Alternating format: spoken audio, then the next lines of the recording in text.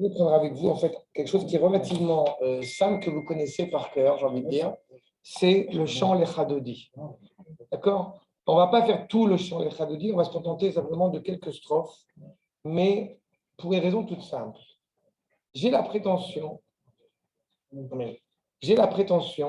que vous connaissez énormément de choses, vous êtes habitué à un certain nombre de choses, mais que malheureusement, je n'ai pas envie de dire qu'on ne vous les a pas appris de la manière la plus cohérente possible et de la plus droite et la plus honnête possible, mais presque. Maintenant, si je m'appelle David Benita et que je vous dis un truc comme ça, d'où tu sors, c'est quoi cette invention, mais c'est quoi ce projet?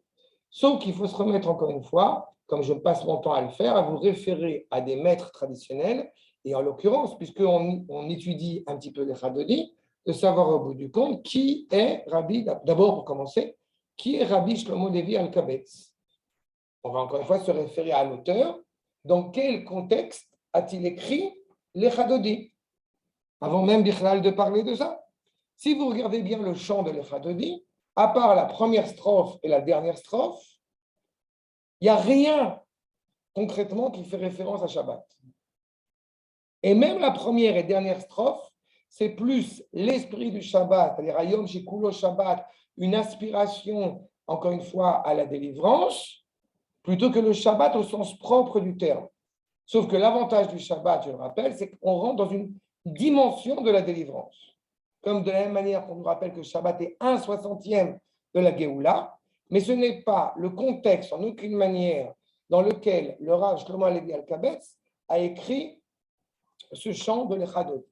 Alors, pour faire un petit rappel historique, et surtout à la veille de Yom Ha'atzmaut, qui est fondamentalement important, vous avez, j'ai envie de dire, depuis la sortie d'Égypte et depuis la naissance du deuxième Beth Amikdash, on a trois périodes qui ont été, j'ai envie de dire, trois périodes fondamentales dans notre histoire contemporaine. Vous avez d'abord le 15e siècle. D'accord? Le 15e siècle, c'est-à-dire quoi? Maran Bet Yosef, le Ramak, le Ramoshe Cordovero, Rabbi Shlomo Alevi Alkabetz, le Harizal et tout ce que ça va impliquer derrière. Vous avez cette première vague qui va partir de Turquie, qui va partir de Constantinople en direction d'Eretz Israël. On va y revenir puisque c'est le cœur de notre sujet. Et puis, vous avez presque un siècle, voire 2 siècles plus tard, vous avez, et ceux qui liront le Tzarfatot, parce qu'il y a un article sur lui dedans, je sais, c'est moi qui l'ai lu, sur le Rav Menachem Mendel de Vitebsk, qui fait partie des Talmidim du Baal Shem Tov.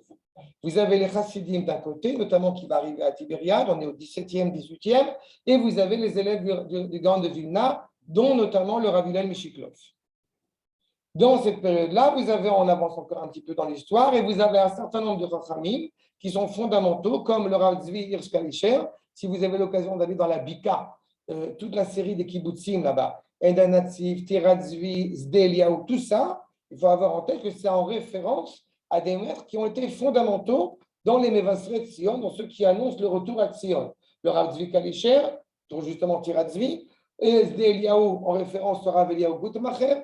Vous avez Enan Hatziv, qui, je rappelle, était le Rav du Rav Kook, élève, gendre du Rav Frek de Vologine, lui-même élève du Gaon de Vilna, qui va écrire un Megdavar, le Rav Naftali Tzvi Yehuda Berlin, face à Enan Hatziv.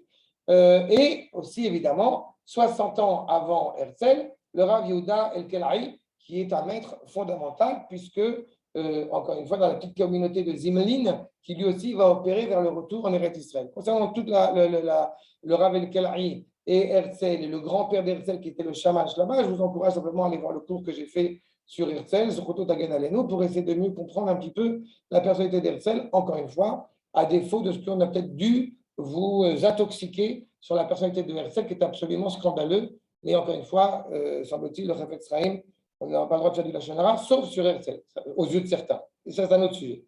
En tous les cas, vous avez ces trois périodes-là qui sont profondément fondamentales dans le retour à Tzion.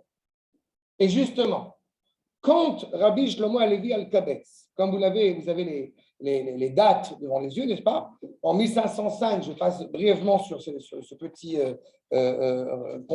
compilé, ce petit résumé biographique. Ah, il y a Eva qui est là, pardon. Donc, sur ce petit résumé biographique, on a donc Rabbi Shlomo Alevi Alkabetz. Entre parenthèses, je rappelle aussi que, justement, Rabbi Shlomo Alevi Alkabetz, vous savez, en acrostiche, du chant, n'est-ce pas, les Chabedi. Pourquoi j'arrive pas à. Voilà. Pourquoi justement, exactement. Pourquoi est-ce qu'au bout du compte, on revoit dans le chant, n'est-ce pas, chaque strophe commence par les lettres de son nom, Rabbi Shlomo Alevi Chazal.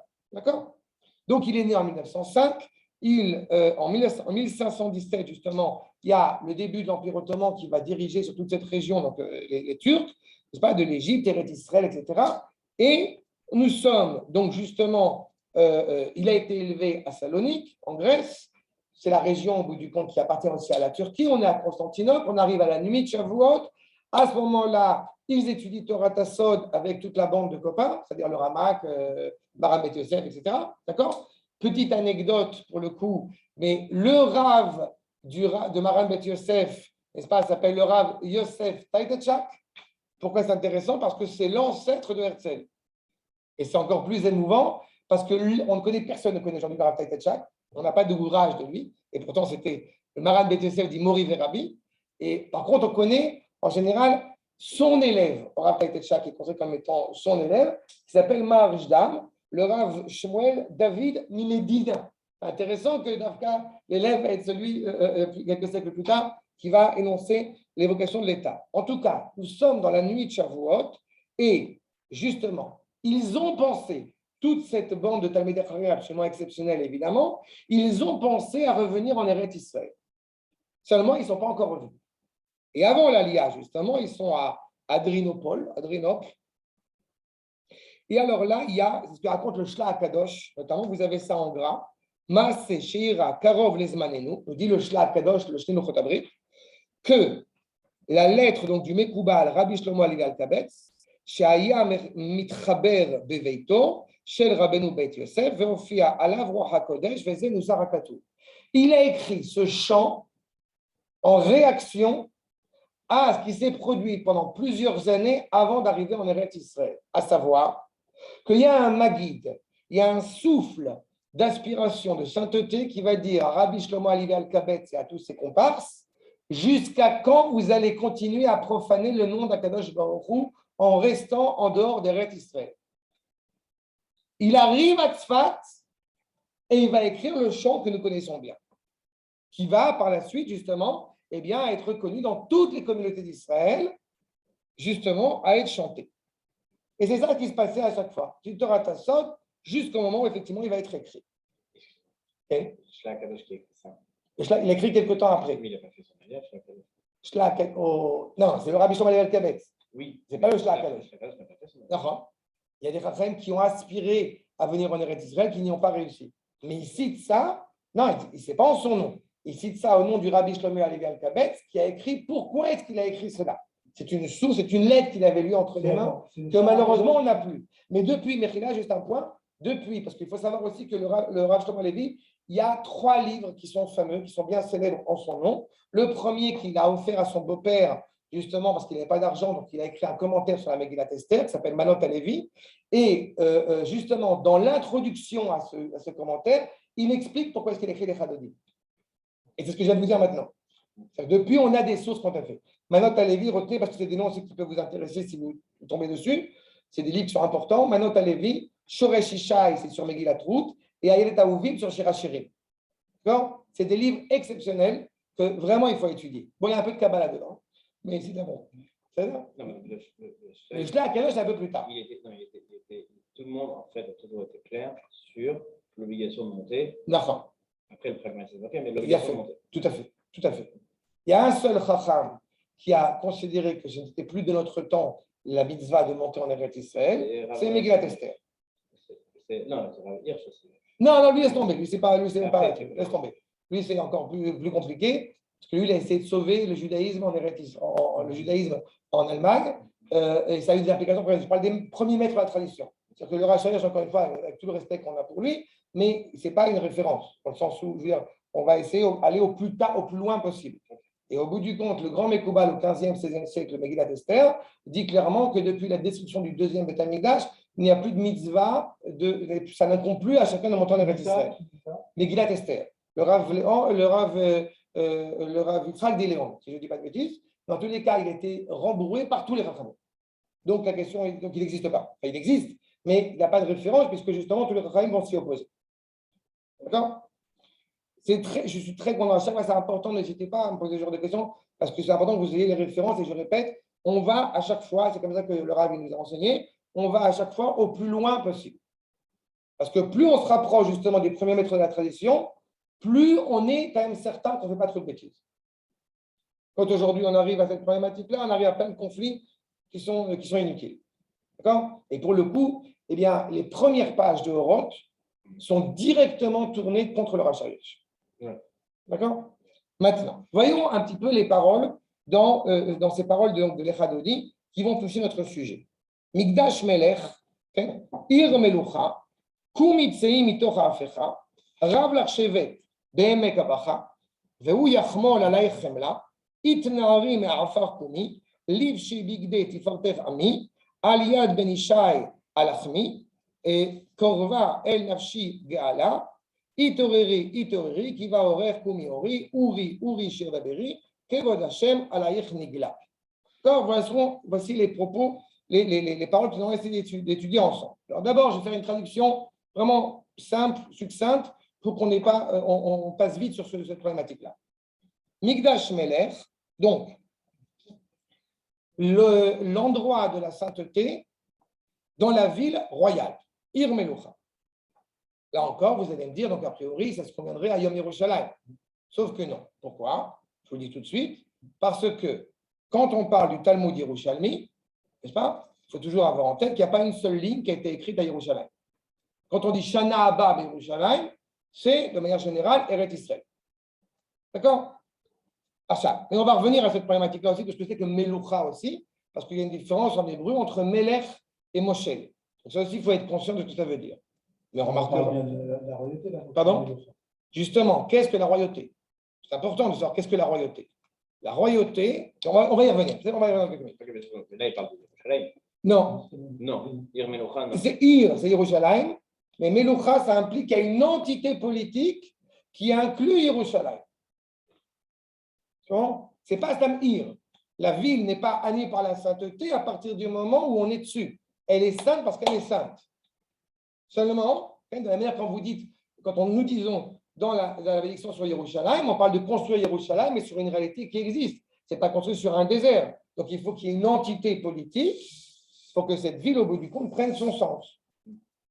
Shushan, la Havdi, Al-Avdalot, n'est pas la capitale de la Perse, mais c'est une fois que Achashverosh et Marchemo, il a conquis sa province, que la ville qui était la capitale ne convenait pas à Achashverosh pour y mettre, le Midrash nous dit, le siège de Shlomo, donc il va décider que Shushan sera la capitale. Et c'est une fois qu'il a fait sa conquête. Donc si on dit Ir Melucha, c'est pour dire qu'il y a une entité politique, et encore une fois, on aspire désormais à y placer justement le palais du roi, tel qu'entre parenthèses, David Amelech, n'est-ce pas? Puisqu'on va y revenir, David Amelech le fera, puisqu'il a dirigé, vous vous rappelez, pendant 7 ans à Hebron, puis à 33 ans à Yerushalayim. Dès qu'il peut, il va conquérir Yerushalayim. Quand on parlera de Yerushalayim, on y reviendra là-dessus. Mais il y a d'abord cette entité politique reconnue par tous. Justement, Kumi, vous remarquerez que c'est un féminin, Kumi, Sei Mitorah Afecha, lève-toi, sors de la situation qui est contraire à l'entendement. Afecha, dans un sens contraire. Rav Lachshevet Be'emek Habacha, tu t'es assis trop longtemps dans cette plaine de Bacha. Qu'est-ce que c'est que Bacha? Alors justement, il y a un Aleph à la fin. Donc on va essayer de comprendre ce que c'est qu'Emek Habacha. En tous les cas, évidemment, il y a un sens qui peut tout à fait être entendu, c'est on a pleuré pendant trop longtemps. Sur une plaine, donc dénuée, justement, de vie. Vous remarquerez que le nom qui a été donné en français pour Tel Aviv, n'est-ce pas? C'est la colline du printemps. Là où on enterrait les morts est devenu l'endroit au bout du compte où ça bourgeonne. Ils l'ont pris d'où, entre parenthèses? Évidemment, ils l'ont pris de Alt-Neuland, n'est-ce pas? Le livre de Herzl sur la terre ancienne nouvelle, qui lui-même a pris ce nom de Alt-Neuschule de Hirsch. Pas la terre, encore une fois, la synagogue de Hirsch, de Rav Hirsch, c'était Alt-Neuschule.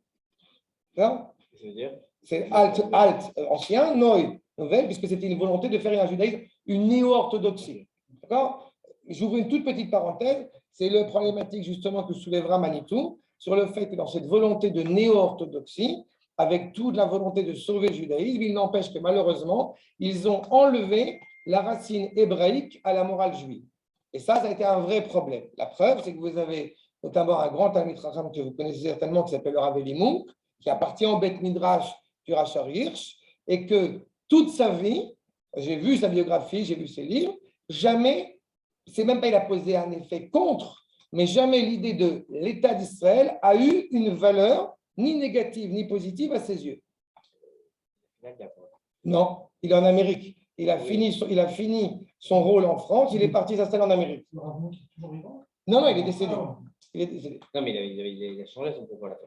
Justement, à la fin, et ce n'est pas c'est pas en référence au Beth Midrash dans lequel il a grandi. D'accord? C'est pour ça que justement, il y a vraiment une dimension profonde. Mais ici, ce qu'on parle, et que c'est clairement évoqué, c'est qu'on a pleuré pendant très longtemps. Pourquoi? Parce que justement, il n'y avait pas de royauté, il n'y avait pas d'entité politique. Mais je vais revenir à cette notion d'entité politique pour que ce soit bien clair. Donc, Rav l'archevêque, Be'emek Abarcha, Ve'u Yachmol, et il fera preuve donc de miséricorde à ton égard, avec une grande empathie. Chemla. J'espère que c'est clair pour tout le monde que Shema Boussar Ben Avicha Ve'al Torah Timecha, Avicha Akadosh Baruch Hu, Imecha Knesset Israël. Donc, quand c'est écrit effectivement Kumi Mitoch Afecha, on parle de Knesset Israël, on parle du peuple juif, dans son entité. Représenté par la Kala à la fin. Qui est représenté par la Kala, exactement. Et Akadosh Baruch Hu, c'est le Khatan. C'est lui qui, au bout du compte, ou Yachmol, c'est Akadosh Baruch Hu. Itna'arim afar Kumi. Bouge-toi de la poussière, encore une fois, dans lequel tu peux te retrouver, lève-toi. D'abord, Itna'ari, ça veut dire, je ne suis pas chez moi là où je suis, je me bouge.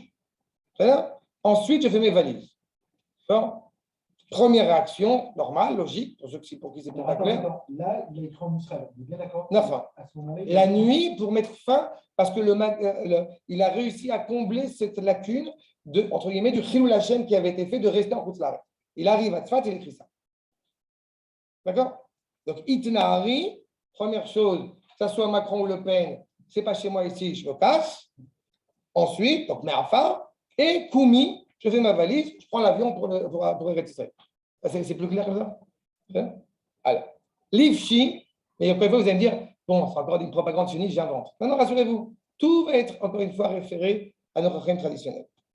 Livshi, mets les vêtements, Big Day Tifartef, mets des vêtements qui vont montrer ta merveille.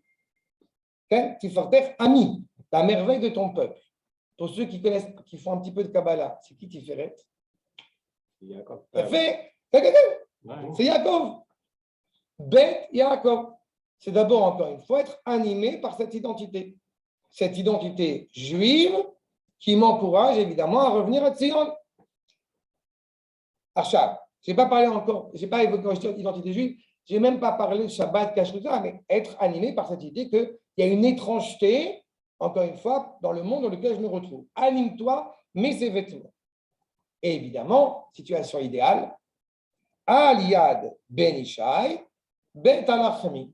Ben Ishai, évidemment, c'est David Ameler. Et Bet Alachmi, puisqu'il vient de Bethléem, mais c'est aussi avec cette ambivalence d'un côté le combat et aussi évidemment le pain. Kerva El Nafshi Gala, approche la délivrance. Je recherche David. Mais si on dit juste après Kerva El Nafshi Gala, c'est que je sais que la Géoula n'est pas encore là. Elle n'est pas encore achevée. Mais il y a un processus. Okay? Là, lorsqu'on comprend qu'il s'adresse à une personne. D'accord. Ou à un peuple. Une femme. Une femme. C'est une personne. Koumi. Non, oui, c'est d'accord. À cette époque-là, là, on est dans les années 1500. D'accord. En Israël, il y a quoi? Il n'y a ni royauté, ni État, ni peuple, ni Walou.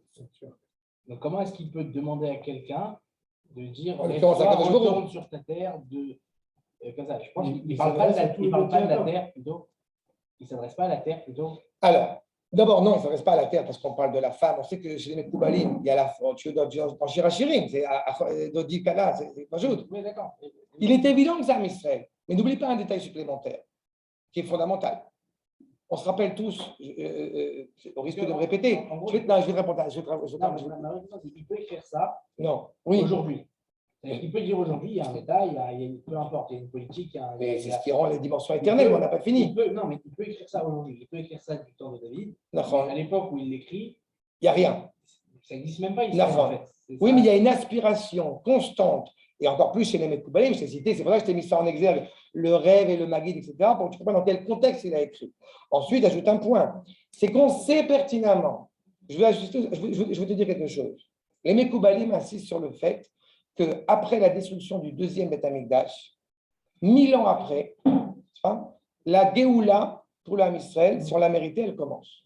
On risque de l'avoir déjà dit et ce n'est pas grave. Je me répète, mais au bout du compte, on est en 1068, 1070, 1069, plus ou moins dans ces années-là, il a fait. 1066, première croisade. Ça veut dire, conclusion, comme vous l'avez vu dans le Kouzarim à Marcheni, tout le monde s'intéresse à Yerushalayim, sauf la tourterelle qui gazouille dans la prairie, Shana Abba Yerushalayim, paka, paka, paka, paka, paka. Et tu fais quoi? Rien. Ça veut dire que l'implication ici du Chacham, elle est fondamentale. Quand tu me dis effectivement, il ne pourrait pas autre chose d'abord, on peut, c'est ça qui est toujours problématique. C'est que on peut interpréter, entre guillemets, n'importe quel texte comme on le veut.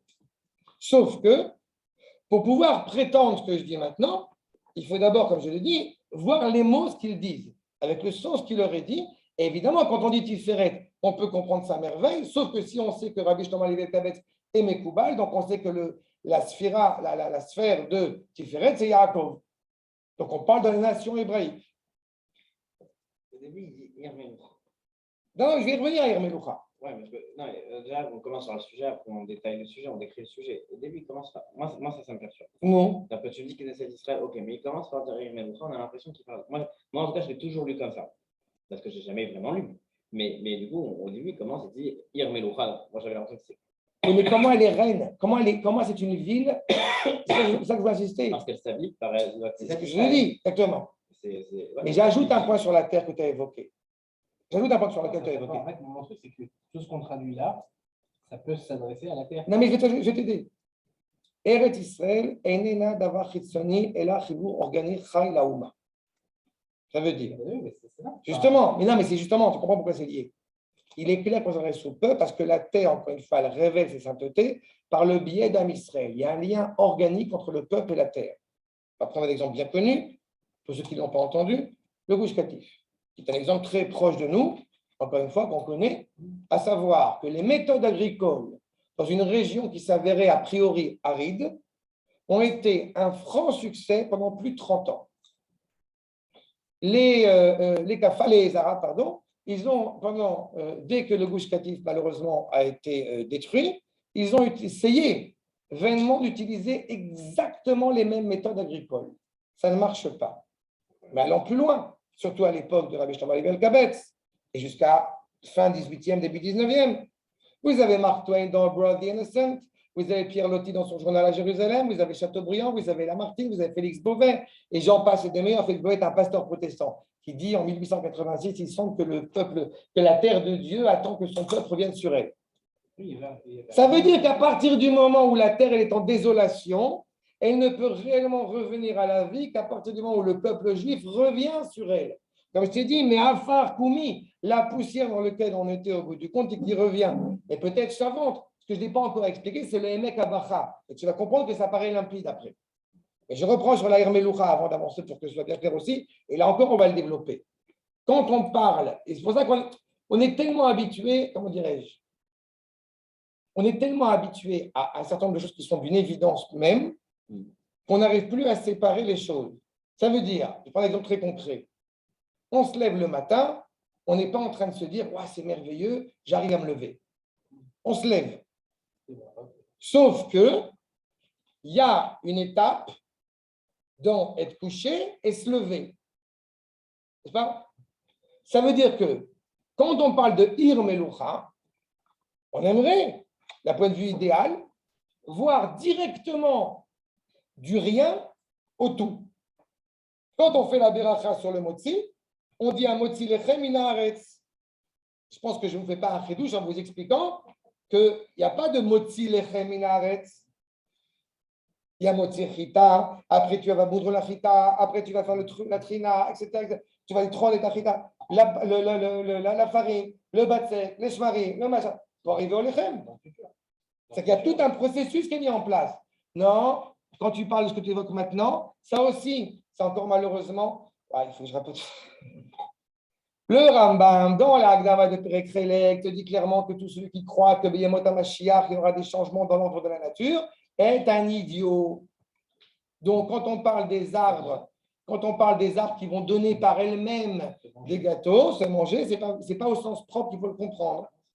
C'est au sens où tu auras justement une parnassa digne de... Donc, tu ne seras pas obligé, on le voit bien aujourd'hui, Baruch Hashem, surtout ceux qui travaillent dans le high-tech notamment et dans d'autres domaines, on voit à quel point nous ne sommes plus aujourd'hui réduits. Moi, je rappelle, le Rav avait raconté que son grand-père, eh bien, il vendait des allumettes. Il faisait des centaines de kilomètres pour vendre des allumettes d'un endroit à un autre. C'était un travail particulièrement fatigant et éreintant. On n'en est plus là aujourd'hui. Donc, il y a une évolution aussi par rapport à ça. Et c'est une parenthèse. On va le mettre de côté. En tous les cas, Ir Melocha implique qu'effectivement, cette ville retrouve son authenticité politique. Si on veut être Mamlechet Kohanim, n'est-ce pas, comme il est dit au Har Sinaï, on doit d'abord se préoccuper d'être une Mamlechet, c'est-à-dire une entité politique. Et on va y revenir. Donc, Kervan Afshel Gala, Itoreri, réveille-toi, qui va Orer, Kumi Ori. C'est là où justement je voudrais te reprendre ce que tu as soulevé. Ça pourrait dire n'importe comment, mais à notre génération, j'ai envie de dire, c'est encore plus émouvant et encore plus évident qu'au XVe siècle. Le Mekoubal, Rabbi Shlomo, il dit quoi? Réveille-toi, mais réveille-toi, parce qu'il arrive. Va Orer Kumi Ori. Ta lumière est en train de rejaillir, de luire, donc lève-toi. Il faut être conscient, avec tout le respect que j'ai pour Herzl, qu'il y a une longue lignée qui s'annonce derrière. Quand j'ai évoqué ces 3 périodes dans l'histoire, on n'aurait pas pu être qui nous sommes aujourd'hui s'il n'y avait pas eu d'abord la Chavoura qu'on a évoquée à l'instant, plus les élèves du Gaon de Vilna et les élèves du Baal Shem Tov, plus Rabbi Tzvi Kalisher qui propose au baron de Rothschild de commencer à acheter les terrains, peut-être, qui va pouvoir renouveler les sacrifices, si jamais il s'en occupe assez vite. Plus malheureusement des événements comme le fait que le sultan de Turquie avait proposé la terre d'Eretz Israël pour 10 millions de dollars et que malheureusement à l'époque, le Ham Israël a refusé. Pour ajouter un zéro, on avait cette somme. Du fleuve de l'Euphrate au fleuve du Sinaï.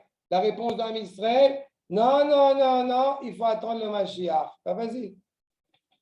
Et maintenant, c'est compliqué. Et on avance, on continue. Au final, pourquoi c'est compliqué? Parce qu'a priori, toutes les conditions elles sont réalisées. Il y y a une politique, il y a une terre, il y a un peuple sur sa terre. Sauf qu'on n'a pas encore construit l'intérieur profond. On ne sait pas au nom de quoi nous sommes là. C'est pour ça que je te dis, c'est la Kala qui est reliée au Khatan. Qu'on soit une Kala, on le sait, que le Khatan même, on le sait. Mais à quel point, eh bien, on va en parler. Parce que dans la coutonnette, mets ton vêtement. Vous avez vu chez Rachirim. Ça y est, je me suis lavé les pieds, je vais pas m'embêter. Mais attends, on va le citer. Tu vas voir dans les textes, encore une fois, ce que nous dit notamment le Razak, tu vas le voir par toi-même. Si tout est conditionné, bien fait. C'est pour ça que je te répète, comme je l'ai dit un petit peu avec cynisme, mais il est évident que ce soit Le Pen ou Macron qui soit passé, tous les Juifs en France ont déjà préparé leur valise pour venir en Eretz Israël. Voilà. Acha, Uri, Shir Dabiri, réveille-toi, car le chant, encore une fois, est en train d'être entendu, le chant de ma parole. Kevod Hashem. Justement, non, Daberi, c'est toi parle. On parle de Knesset d'Israël, c'est le Ham Israël, puisque c'est un féminin. Donc ça veut dire que Uri, tu es en train de me réveiller, j'ai en train de ça. Et tu dois dire le chant. Qui doit dire le chant? Ham Israël, il a fait. C'est quoi le chant?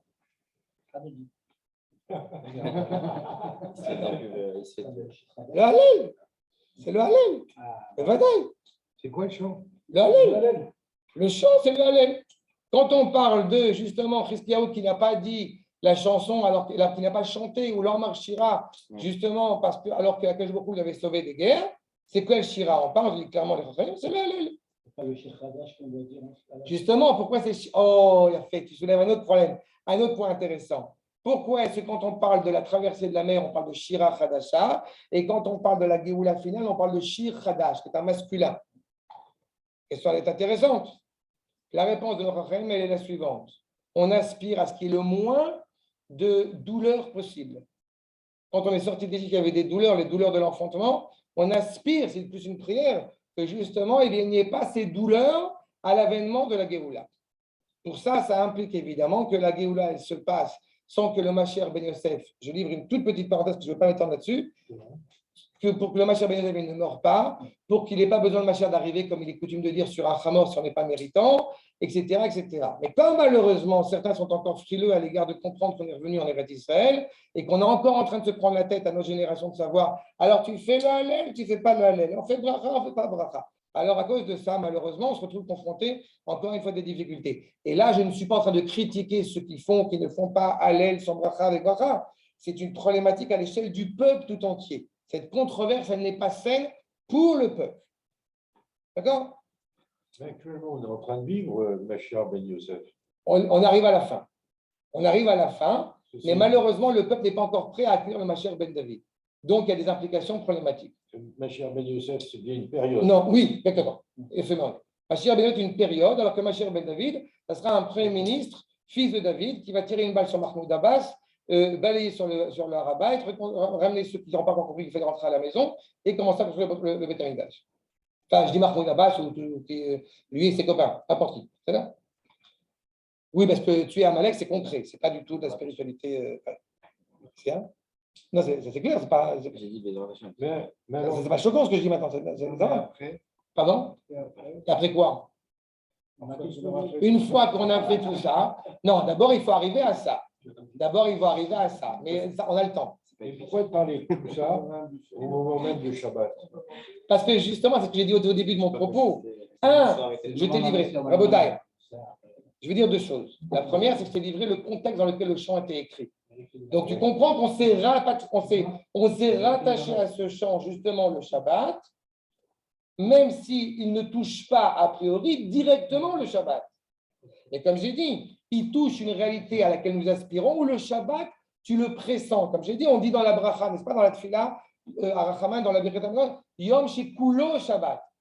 D'aspirer justement à un monde qui soit totalement l'expression de ce Shabbat. Mais quand on dit Shabbat de manière générale, parce qu'on est après Pessah, vous savez pertinemment, quand on dit Shabbat, ce n'est pas seulement Shabbat. On n'est pas des Tzoukim, Baruch Hashem. On n'est pas des Sadducéens, ni des Ken. Ça veut dire que quand on dit Mimachrat, Shabbat, ou Sfartem, ce n'est pas Shabbat, c'est Pessah. Donc ça veut dire qu'il y a une idée, encore une fois, dans l'idée du Shabbat, qui n'est pas seulement le Shabbat en tant que 7e jour de la semaine, mais en tant que condition, en tant qu'environnement qui serait totalement différent. D'accord? Ken. Quand on dit que le Mashiach Ben Yosef doit mourir au port de Jérusalem, c'est un peu ce que actuellement. Il ne doit pas spécialement. On peut éviter qu'il meure. Malheureusement, on peut considérer que les accords d'Oslo ont tué le Mashiach Ben Yosef. D'accord? Donc vous comprenez bien de quoi il retourne. Pourquoi? Parce que de manière générale, le Mashiach Ben Yosef, c'est d'abord et avant tout, d'ailleurs Yosef, je vous rappelle, quand on rappelle le Gan de Vilna dans Kolator, que c'est Gematria Tzion, Yosef, c'est le retour des eaux asséchées en Eretz Israël. D'accord? Ce sont des gens qui ne sont pas forcément animés par la Torah, en tout cas, ce n'est pas ça qui les a, mais c'est le peuple, et ça nous inscrit tous évidemment, eh bien, de retour en Eretz Israël. Maintenant, nous sommes dans cette phase transitoire, d'où les difficultés, d'où la complexité, justement vers le Mashiach Ben David, qui est une entité, encore une fois, une unité totale, qui doit révéler justement la sainteté de la nation en tant que telle. C'est à ça qu'on aspire, le Ben Ishai. D'accord? Mais je rappelle aussi que ce n'est pas un hasard si on parle justement de Ben Ishai, Al-Achmi, etc., puisque je vous rappelle aussi que les origines de David, la première origine de David du côté de son père, c'est Peretz. Il faut Tagader. Il y a une antithèse avec la réalité naturelle du monde dans lequel nous vivons, avec l'avènement d'une identité comme David. D'accord? Il y a une antithèse entre les deux. C'est pour ça que c'est très complexe. Et c'est pour ça qu'arriver à cela, ça va prendre encore un peu de temps. Il a fallu 50 ans à peu près pour construire l'État d'un point de vue matériel. Il en faudra encore 50 pour le construire de manière spirituelle. Mais on ne fait pas des calculs, mais c'est pour te dire à peu près le temps que ça prend.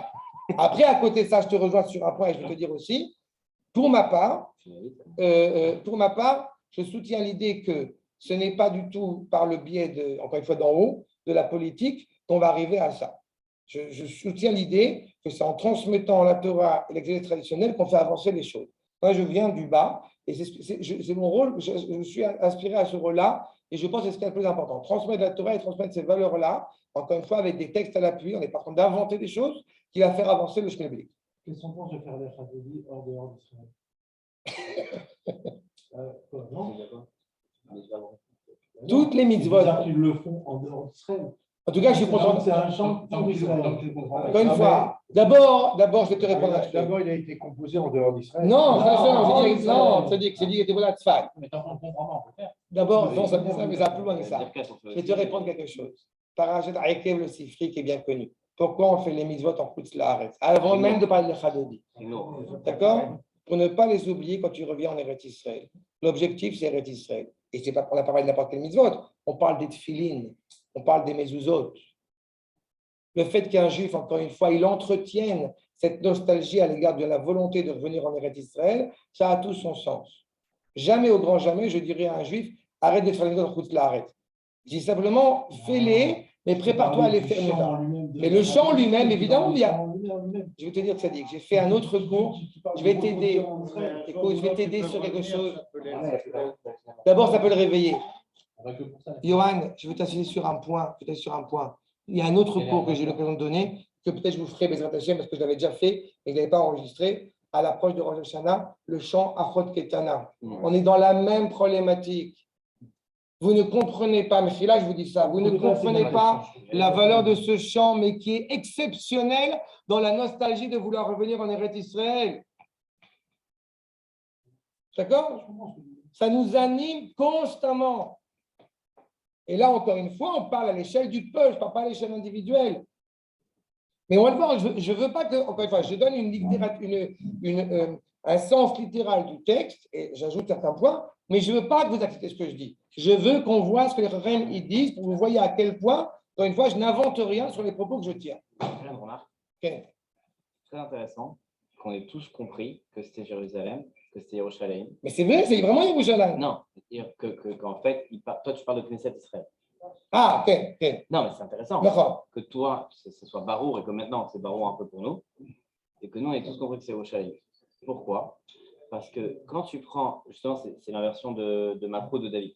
Quand tu prends David, qui du coup n'est rien, mais part vraiment du fond et va s'habiller de tout, et bien en fait, nous, on ne voit pas ça. Quand tu es en Chutz La'aretz, tu vois que justement ce que tu vas profiter, que tu vas profiter, ce que tu vas faire, que la force. Et donc, du coup, on va dire, Yerushalayim, c'est Yerushalayim, elle est kadosh, elle est gamrée tout le temps. Donc, mais la Tid Lavo, c'est vrai, entre parenthèses. La Tid Lavo, tout Eretz Israël sera Yerushalayim. Je voulais juste pour ta question, Armand, parce qu'on parle sérieusement. Ça veut dire quoi, ça? Justement, pour reprendre ta remarque sérieusement, d'abord, il faut qu'on arrive à ça, ce qui est déjà un travail pas évident. Mais en admettant que le peuple juif tout entier a compris, on devient clairement une source de bénédiction pour l'humanité tout entière. À ce moment-là, effectivement, tout Eretz Israël est l'expression de Yerushalayim, c'est la résidence d'Akadosh Baruch Hu sur tout Eretz Israël. C'est pour ça que je dis que, parce qu'automatiquement, plus la réalité elle avance, plus la réalité elle s'élève. C'est-à-dire qu'à la fin des temps, au bout du compte, puisque Mamlechet Kohanim qui est dit au Arsinaï, on est tous, cette manière des Kohanim. Ça veut dire qu'Israël devient Lévi, Lévi devient Kohen, Kohen devient Kohen Gadol. Et par conséquent, à ce moment-là et à la fin des temps, il y aura lieu de parler d'Ichal d'être végétarien, il y aura lieu d'Ichal de parler des Goïms qui eux aussi vont encore une fois continuer à s'élever. Donc il y a une conception constante. Et c'est infini. Si tu me demandes c'est quoi la fin, la fin, elle est infinie. Parce que au bout du compte, se rapprocher de l'absolu, c'est quelque chose de constant. Seulement, à la fin des temps, quand on parle de la résurrection des morts, eh bien, vraiment à la fin des temps, au 10e millénaire, comme dit le Ramchal, eh bien, la réalité, c'est qu'on parle clairement d'une résurrection physique, mais qui nous apparaîtra totalement spirituelle et qui, malgré tout, aux yeux d'Akadosh Baruch Hu, restera une dimension physique, c'est-à-dire un corps. On sera à un tel niveau de spiritualité. Là encore, je ne peux que vous référer aux 3-4 cours que j'ai fait sur la résurrection des morts sur YouTube. C'est un sujet à part entière. Et encore une fois, c'est un sujet à traiter. Parce que les gens ont fait des mélanges. Mashiach, Bet Amikdash, Amalek, résurrection des morts, et je ne sais pas quoi d'autre encore. Non, il y a des étapes, et on avance. Et le pain. Donc, Atkan, et donc évidemment, Gvod Hashem Alech Nigla, du coup, le respect d'Akadosh Baruch Hu se révèle par cette nation, justement, qui donc revient à sa source. Qu'est-ce qu'un roi? Voyons ce que nous dit d'abord pour commencer le Rav Kook, rapport numéro 1. Amamlacha Aklalit, Shel Haolam, la direction politique dans le monde entier. Anagata, Ameurgenet, Bechol Chelkea. La manière de gérer, encore une fois, d'organiser cette société dans toutes ses dimensions. Akafata Aklalit, elle entoure, de manière générale, les liens dans une société, Aïchusim, Ametsudakim, des liens justes, Animtsaim, Ben Achalakim Kulam, qui sont entretenus entre les différentes franges, les différents membres de cette réalité. Tout ça, encore une fois, animé avec justesse et donc justice. Isod Amishpat Va'atzedek, le fondement même donc, de ce qui est juste, et là, je répète encore une fois, pour qu'il n'y ait pas de contresens, quand on dit que ce qui est juste, ce n'est pas ce qui était légal. Il ne faut jamais oublier que la tradition juive, ce qui est légitime doit être légal, et pas l'inverse. D'accord ? Il y a une citation que je cite souvent sur cette problématique-là, c'est l'état de siège d'Albert Camus. C'est une pièce de théâtre qui est absolument exceptionnelle, et dedans, il y a un détail qui va être surmarqué, c'est, bref, on s'en fout, mais c'est le fait, c'est que c'est la guerre civile, sur le fond de guerre civile de Guernica, c'est Cadix en Espagne en 1936, et il y a le juge qui a une fille, Diego est amoureux, le héros, machin, il est amoureux de sa fille. Il y a cette citation que je vais vous citer maintenant, où Diego dit, le juge dit, la loi est la loi, alors qu'il y a le personnage central qui est la mort, qui est la peste, qui est le fascisme. La loi est la loi, et Diego lui répond, mais enfin, la loi est devenue meurtre. Réponse du juge, alors le meurtre devient vertu. Non ? C'est exactement la problématique. Quand on parle de la conception hébraïque, c'est justement parce que c'est légitime, parce que c'est juste, que ça doit être légal. Et aujourd'hui, on a un vrai problème dans le monde par rapport à ça. C'est pour ça que c'est tzedek et la mishpat de la tzedek. Amitnot tzedek qui brille, mais adar abriya bakafata, dans toute la création. On est la réponse, encore une fois, de la justice morale à tous les niveaux devant l'humanité, encore plus quand on parle, encore une fois, d'une entité politique qui doit véhiculer ses idées. Après Ashkafa, après la conception, Isod HaChochma, animé par la sagesse et la volonté, Aratson, Anifla, Amidgala, Mimara, Ziva, Aklali. Encore une fois, animé pour parfaire la réalité dans le monde. Tout cela, tous ces éléments-là, à tous les niveaux, toutes les relations, encore une fois, humaines et bircha dans la création, tout cela, Kolelo et Aolot, Yachad, ensemble, Mofiot, Neged, Ene, Adam, Be, Ikpachan, Arishona. Comment est-ce qu'on le voit, pour revenir un peu dans le concret? Quand est-ce qu'on le voit? Eh bien, pas chaud de bon matin. Ce qu'on est en train d'évoquer à l'échelle de la royauté, à l'échelle de l'entité politique, c'est d'autant plus vrai, n'est-ce pas, à l'échelle du roi des rois, quand on se lève de bon matin. Vous voyez bien que quand, au bout du compte, nous sommes un corps humain avec toute cette complexité et toutes on a du mal à comprendre. Là, encore une fois, je m'adresse à des médecins, alors j'ai un peu honte, mais on sait pertinemment qu'il y a des membres dans le corps humain que certains ignorent leur fonction. Et pourtant, on s'est rendu compte que si on l'enlève, ça va déglinguer tout le corps. Pas tout le corps. Une partie.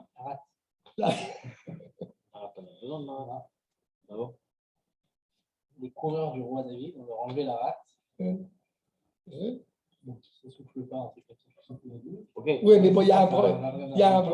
C'est mieux si on enlève. Oui, mais c'est mieux s'il y a la douleur. La douleur, c'est important. La douleur, c'est important. C'est aussi important. Tu vois, mais dans l'instant, même ce qui nous apparaît comme étant, c'est pour partir au combat. Et là, ce que tu soulèves, justement, je ne vous souhaite pas, mais quand quelqu'un il a couchiété, on dit quelqu'un qu'il a un problème pour ressentir les choses. Moi, j'avais très peur quand mon fils était petit. Il se tenait la tête contre le mur et il ne sentait rien.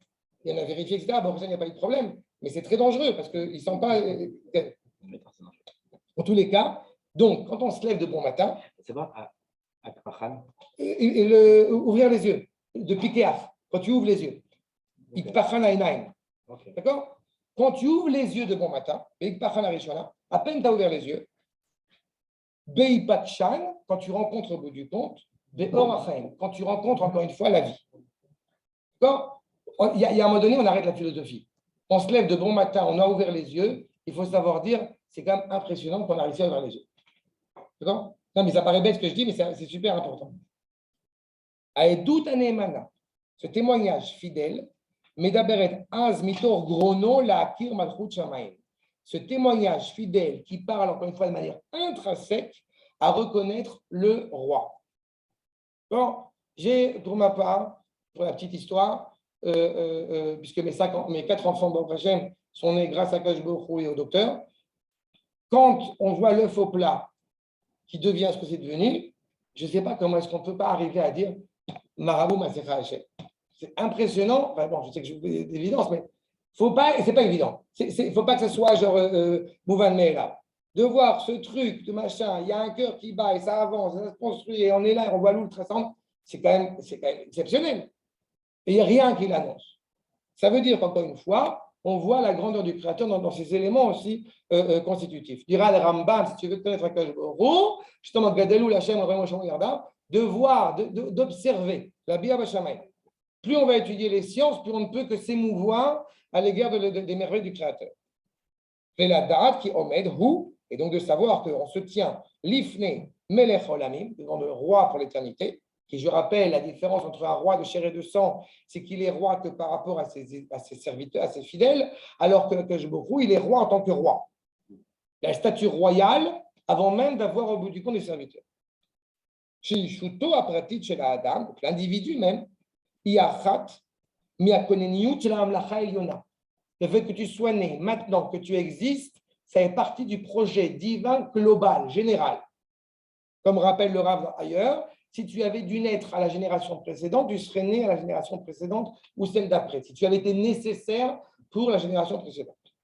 Et dans toute justement cette dimension, Yomar Adam Berikshé Ava, avec tout son amour, Abba Mitorakara Tova, en exprimant justement sa reconnaissance, ou Berikshé Akavod, avec tout le respect, et Arod Aelion, et de reconnaître cette harmonie suprême, Anim Shachim Imena, qui évidemment en découle, Nochar Pne Hashem Yotzer Nafsho, la présence d'Akadosh Baruch Hu clairement visible, chez Ata ou Amelech.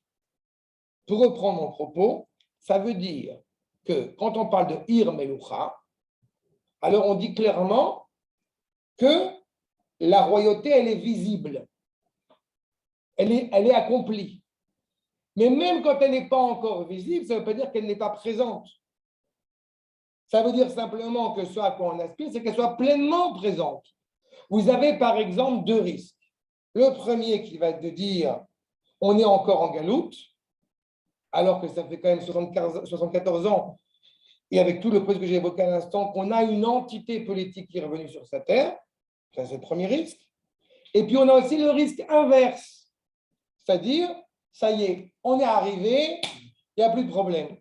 Et à ces gens-là, je leur dis à chaque fois, viens avec moi sur le Harabait, tu vas voir les renards là-bas qui jouent au football, et tu vas comprendre qu'on n'a pas encore fini. Et de dire qu'il n'y a rien, ce n'est pas possible. J'ajoute un point important. Quelle est la différence entre Melech et Moshel? Là aussi, ce sont des points de grammaire fondamentaux. Melech, c'est un roi qui est choisi par le peuple. Donc, ça veut dire pour qu'il puisse y avoir Ir Melucha, il faut qu'il y ait un terrain, on va mettre dessus le royaume. Il faut d'abord que le terrain soit entre tes mains. Il faut que le peuple, au bout du compte, il se soit choisi une entité politique. Si au bout du compte arrive un Moshel, c'est un dictateur. C'est ce que va dire Yosef à ses frères.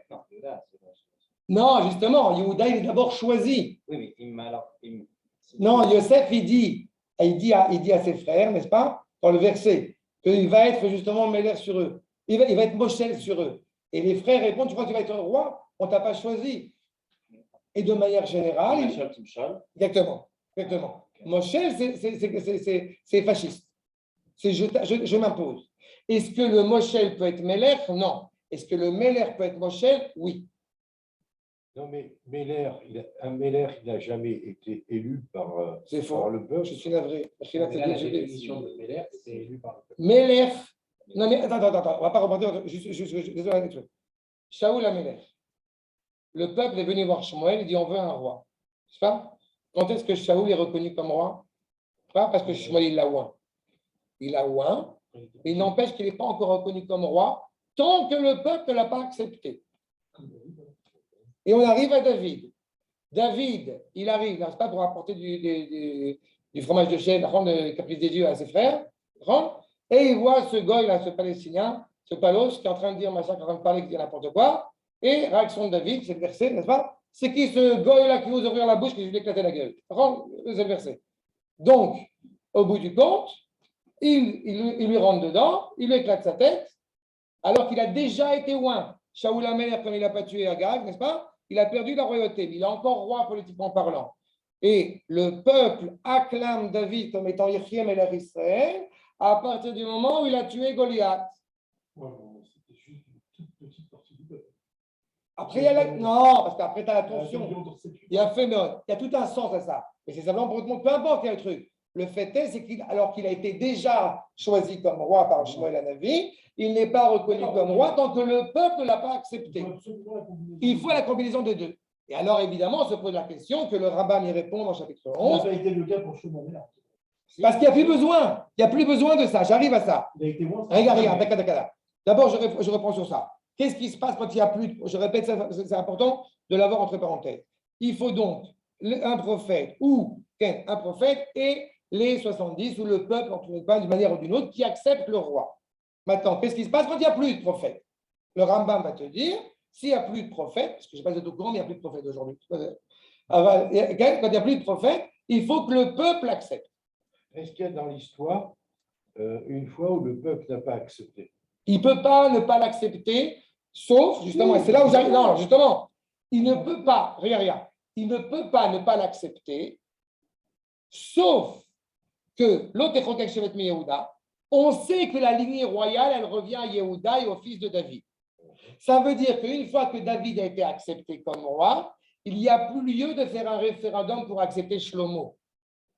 Shlomo est automatiquement intégré parce que David l'a nommé. Il n'y a plus besoin de ça. Mais pour cela, il faut clairement que le peuple ait accepté d'abord. Mais on parle du Ben David. Maintenant, comme vous savez, dans Drashot Haran, de Rabbeinu Nissim, Drasha numéro 11, sur le fait que tant qu'on n'a pas de Ben David, alors il peut y avoir une situation, encore une fois, précaire. On va choisir quelqu'un au sein du peuple, comme c'était la période des Shoftim, par exemple, qui n'appartient pas à la tribu de Yehuda. Et c'est ce qui se passe encore actuellement. Et c'est important pour moi que vous compreniez bien ce que c'est que Melech. Et là où j'arrive justement à Melech et Moshe, c'est qu'une fois que David est accepté comme Melech, il est clair que Shlomo, s'il a été choisi par David, donc reconnu par Akadosh Baruch Hu, il est Melech, mais il est aussi Moshe. Shlomo HaMelech, il vient, on le sait, à l'époque du premier Beth Amikdash, il a donné des impôts qui étaient particulièrement lourds. Il les a imposés. Shlomo. Entre autres, mais pas que pour ça. Il y avait pour étendre et embellir le royaume. Ça dépend pourquoi. Ils étaient de manière ponctuelle. Il n'y avait pas d'entre. Non, ils n'étaient pas loin. Ah, pas loin, je n'avais pas entendu, mais j'aurais eu roi. Ils n'étaient pas loin, d'accord. D'accord, ils avaient la même équivalence que le roi. Exactement. Mais ils n'ont pas réussi à mettre en place une entité à l'échelle de tout le peuple entier. Et ce qui se passe juste après Shlomo, comme vous le savez, il y a le schisme, c'est pour ça que je vais sur ce point. Donc, malheureusement, ça dégringole. Et donc, on a ces deux royaumes, Yehuda et Israël. Et les deux ont été choisis clairement par l'entité, une partie du peuple. D'accord? Pour ceux qui pensent que ça va mal aujourd'hui, ça va. À l'époque, on s'assassinait l'un l'autre entre juifs. Pas mal quand même. C'est bien. En tout cas, c'est la de Melech. D'accord? C'est bon, on peut continuer? Yofi. Maintenant, numéro 2. Donc, quand arrive justement cet événement royal. Ce qu'on résume dans le résumé de texte, c'est en une phrase. Ce qu'on a appris, c'est que Melech Hachem précède sa Melucha. D'accord. Et d'une certaine manière, donc, voilà, on sait que le reconnaître comme Melech, c'est reconnaître qu'on est inscrit dans sa Melucha. Exactement. Et quand tu reviens à une entité politique, tu es en train de réintégrer cette notion de Malchut Hachem. Okay. D'accord? Même si ce n'est pas encore, je répète, si ce n'est pas encore achevé. Et justement, on arrive à cette problématique que tu soulèves maintenant. Maintenant, numéro 2. Dans Rot Israël, de nouveau le Rav, Ben Mashiach Ben Yosef, justement. Donc, au moment du retour vers Sion, Midgala Atruna Sheloumiyut Israël Mitzad Atzmam. Il y a une entité, il y a une identité nationale du point de vue d'Israël, encore une fois, par lui-même. Omnam, bien sûr, atachlit achona, la finalité de tout cela, eina itgadrut, ityardut aleumit bilvada. On n'est pas, vous allez me dire, Baruch, on n'est pas venu au bout du compte pour être voilà, un peuple et vivre comme vivent les Américains, comme les Français, comme les Espagnols, etc. Et on ne peut pas remettre en cause que ça a un sens et une valeur exceptionnelle. Puisque l'objectif, c'est de pouvoir justement assumer cette unité du monde entier en tant que famille, puisque les goïms doivent devenir une famille, et nous, on devient réellement une nation. Ce qui avait été énoncé à Abraham Avinu. Par ton biais à toi, toutes les familles de la terre eh bien, vont pouvoir bénéficier de la bénédiction. L'ikro kulam beshem echad. Tout le monde va reconnaître au bout du compte Akadosh Baruch Hu en tant qu'encore une fois, en tant qu'être un et unique. Et pour éviter une maladresse aussi, en aucune manière, on a un objectif, une finalité à dire que le monde entier doit être juif. En tout cas, pas pour le moment, en aucune manière. Et Dieu non plus n'est pas juif. C'est-à-dire, il est orané, mais ça, c'est un autre problème. Et Dieu n'est pas juif. C'est-à-dire, Hachem, il est Hachem. Et il est Hachem, Bachar Banu. Il s'est choisi un peuple, il nous a choisi.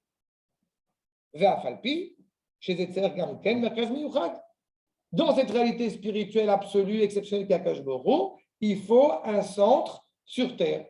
Le centre où Akadosh Baruch Hu réside, c'est évidemment Eretz Israël et en particulier Yerushalayim. Non, la causalité, elle n'est pas du tout évidente. Je n'ai pas compris. Véa Falpi, tu as fait une causalité, et donc il faut un merkaz. C'est ça, il te dit. Véa Falpi, c'est c'est-à-dire Gamken, Merkaz, Miyuchad. Pourquoi okay. Ah, pourquoi il faut un centre? Il a fait. C'est une très bonne remarque, je vais te répondre très clairement. Si Akadosh Baruch Hu avait créé des malachim, et on était un malach de plus, d'accord? On va dire, excuse-moi, la vie, elle fait avec l'autre. Si on est le Vatican, on a réglé le problème. Seulement, la volonté d'Akadosh Baruch Hu, ce n'est pas d'être le Vatican. Shamaim Lashem, Haaretz Natan Livnei Adam. Akadosh Baruch Hu, Bereshit bara Elohim, et Shamaim et Haaretz. La dimension spirituelle et le fondement de la dimension matérielle. Shamaim Haaretz, ce n'est pas les cieux et la terre. C'est le fondement même de la dimension spirituelle et le fondement même de la dimension matérielle. Tout cela, au bout du compte, est unifié autour de Am Israël. D'accord? Donc, il faut qu'il y ait une réalité terrestre, concrète, matérielle, Eretz Israël, où va résider le Créateur. D'accord? Akadosh Baruch Hu ne peut pas résider ailleurs qu'en Eretz Israël.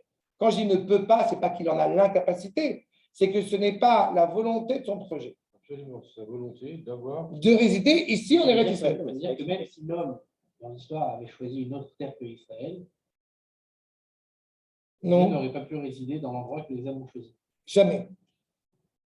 Non, mais la chronologie des... Jamais parce que... Non, mais j'ai très bien compris. Mais la Torah elle-même, elle te le dit. Amakom, Asher Ifra. Donc c'est Dieu qui choisit. C'est Akadosh Baruch Hu qui a choisi.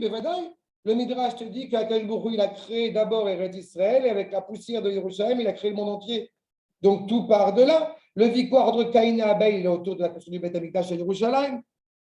Il y a un Midrash qui dit que c'était Tiaret au Oran, mais ce n'est pas sûr, il faut vérifier. Ou Tunis, je ne sais pas sûr. Bref, non, voilà Eretz Israël. C'est là où se révèle la volonté d'Akadosh Baruch Hu. Adam Arishon, comment est-ce qu'Avraham Avinu, Kiryat Arba, comment est-ce qu'Avraham Avinu, il a découvert là où il voulait être enterré? Kiryat Arba, parce que, nous rappelle Raphaël, il y a 4 couples, et le premier, c'est Adam et Chava. Le Gan Eden, il est là, c'est Eretz Israël. Le Gan Eden, c'est Eretz Israël, dans une dimension supplémentaire. Une fois, j'ai demandé à un Talmid Chacham, est-ce que le fruit de la connaissance, est-ce que ça apprend au sens propre ou au sens figuré? Il m'a répondu de la manière suivante. C'est au sens propre. Par contre, ce que nous, on appelle fruit, c'est au sens figuré. Non, mais ça veut dire que chronologiquement, si on fait un perte, un perte, c'est-à-dire si on part de la fin pour revenir au début. Ah, ok. Ça veut dire quoi? Ça veut dire que... Mais là, c'est très bien, je ne connaissais pas ce mot. Bravo. Oui, c'est un perte. Donc, ça veut dire que la finalité d'Akadosh Baruch Hu, au départ, il a fixé Yerushalayim pour avoir sa résidence sur terre. Okay. Son ambassade. J'aime pas le terme de finalité, mais j'ai compris. Oui, son ambassade. Non, c'est pas ambassade, c'est sa maison. Oui. Parce qu'ambassade, il y a le côté que genre, je vais résider aussi ici. Quelque part, sa représentativité qui est. C'est des mots qui sont très compliqués. Mais j'ai compris l'idée. D'accord. Ensuite, qu'est-ce qui s'est passé? Donc, il y a eu Yerushalayim, Eretz Israël, mais le peuple juif, lui, il est venu bien après en disant Naaseh Venishma. N'importe quel peuple aurait dit Naaseh Venishma. Tu as dit plein de choses dans ta phrase, je vais te couper. Je vais te couper avant que tu poursuives. Un, le peuple, historiquement, arrive bien après, d'accord? Oui. Mais selon le projet divin, il arrive bien avant. Avant Bereshit, il y a 6 choses qui ont précédé la création, et celle de créer Am Israël, eh bien, c'est ce qui a justifié la création. Oui, non, mais si on prend l'échelle d'Akadosh Baruch Hu, on ne peut pas parler de temps, parce que Akadosh Baruch Hu, c'est intemporel. Ce n'est pas une question de temps, c'est une question de finalité. Quand tu as évoqué le terme de finalité, la finalité du projet divin, c'est de montrer tout son amour qu'il a à l'égard de la créature d'Israël. C'est ça la finalité telle qu'il la révèle à l'homme. La création d'Israël en tant que terre ou en tant que peuple? Ça n'est pas du tout contradictoire. C'est ce que j'ai dit tout à l'heure, c'est imbriqué l'un dans l'autre. C'est imbriqué l'un dans l'autre. Je veux dire par là, si le peuple juif n'avait pas dit Naaseh Venishma. Non, tu es dans le Matan Torah, on a déjà parlé de ça, dit qu'on va pas revenir sur la même chose. Avraham Avinu, il n'a pas fait le brit Ben Abetarim avant qu'il soit en Eretz Israël. Le fondement même du peuple, il est en Eretz Israël. Mais on est d'accord sur c'est avant Naaseh Venishma. On est d'accord sur la terre d'Israël. On est d'accord sur la terre d'Israël, elle est là. D'accord? Mais qui est-ce qui a choisi les Hébreux, les Juifs, pour aller en Eretz Israël? Akadosh Baruch Hu. Non, c'est eux-mêmes qui se sont choisis. Non, mais putain. Akadosh Baruch Hu, Goy Mikirev Goy, on est sorti d'Égypte. On est sorti d'Égypte, ça fait de problème. On n'arrange pas d'autres problèmes. Là, à l'échelle du collectif, vous mettez plein de sujets en même temps, on ne peut pas tout répondre à chaque fois. Le sort de Am Israël à l'échelle collégiale, Rabotai, le sort de Am Israël à l'échelle collégiale, à l'échelle collective, n'est pas dépendant du libre arbitre. Ça, c'est un point. On ne parle pas d'individus. Quand tu me demandes, les Juifs ont choisi, les Juifs n'ont pas choisi, si je puis dire, ils ont choisi Ken, puisque les 4/5e, malheureusement, sont restés en Égypte. Mais les Juifs, au bout du compte, qui se définissent comme étant les enfants d'Abraham, Yitzhak et Yaakov, au bout du compte, poursuivent le périple pour revenir en Eretz Israël. Mais le sort d'Am Israël, la volonté, justement, c'est pour ça que je t'ai déjà dit, je répète, quand on parle d'entité politique qui est en elle-même la sanctification du nom d'Akadosh Baruch Hu, c'est parce que justement, quand Abraham est à Haran, ils font d'une yeshiva. Il aurait pu rester à Haran, mais non, Akadosh Baruch Hu, tu dis, casse-toi, lech lecha mi'artzecha. C'est-à-dire que Asecha Goy Gadol, c'est à partir d'Eretz Israël. Le peuple juif sort d'Eretz Israël pour revenir en Eretz Israël. Ça veut dire que, pour ça qu'on dit que Kovod Hashem Alaïch Nigla à la fin de notre strophe, parce que le respect, l'honneur d'Akadosh Baruch Hu débute au moment où l'homme Israël réintègre sa terre. D'accord. Il n'y a pas, dans le traité de Chagiga, il est ainsi inscrit, n'est-ce pas, qu'il n'y a pas de Chilul Hashem plus grand que Am Israël qui est installé en dehors d'Eretz Israël. En Chilul Hashem Asher Ha'am Hayoshev Bagola. D'accord? Maseret Chagiga, c'est la Gemara. Alors quoi, avant la création de l'État d'Israël, c'est-à-dire quoi? Ça dit, quand je dis Maseret Chagiga, je pensais que ça vous suivait, quoi, c'est la Gemara. Ça vous suit pas la Gemara? La situation de Am Israël pendant 2000 ans est une situation qui est absolument dramatique. Évidemment qu'elle est dramatique. Exactement. Cette réalité-là est une réalité qui est profondément douloureuse. Et dira d'ailleurs, notamment le Midrash et le copain du Ramchal, le Rav Moshe David Vali, reprend cette idée. Pourquoi est-ce que la colombe dans l'arche de Noé, justement, c'est l'image d'Am Israël? Parce que Yona Lomata Manoach. On ne va pas trouver de repos en Chutz Laaretz. Et heureusement, parce que si on avait trouvé du repos en Chutz Laaretz, eh bien on s'oublie. Alors que justement, la colombe, ce qu'elle a de particulier, pour reprendre l'image de la Kala, la colombe, ce qu'elle a de particulier, c'est qu'elle est fidèle toute sa vie à son mari. De la même manière que Am Israël nous rappelle le Midrash, est fidèle, en tant qu'Am Israël, est fidèle à Kadosh Baruch Hu. Donc, encore une fois, il faut une maison, c'est Eretz Israël, il faut une Touba, ça va être la Torah, et encore une fois, il faut un Khatan à Kadosh Baruch Hu, il faut la Kala, c'est Am Israël. D'accord? Et pourquoi cet exil alors? Avec plaisir, je te réponds, mais là, on revient sur les rabbinim. Non, parce que sinon, on ne va pas avancer, je vais vous dire, d'accord? Achab, mais donc je reprends. Regarde, Dan, pour la question de la place, c'est clair? C'est clair sur ce point? C'est clair, on continue. D'accord? Je répète, on veut, encore une fois, qu'il y ait une entité qui soit à la fois matérielle, à la fois spirituelle. Cette notion de matériel et de spirituel comme étant deux réalités distinctes, c'est une importation des Grecs. Chez nous, ça n'existe pas.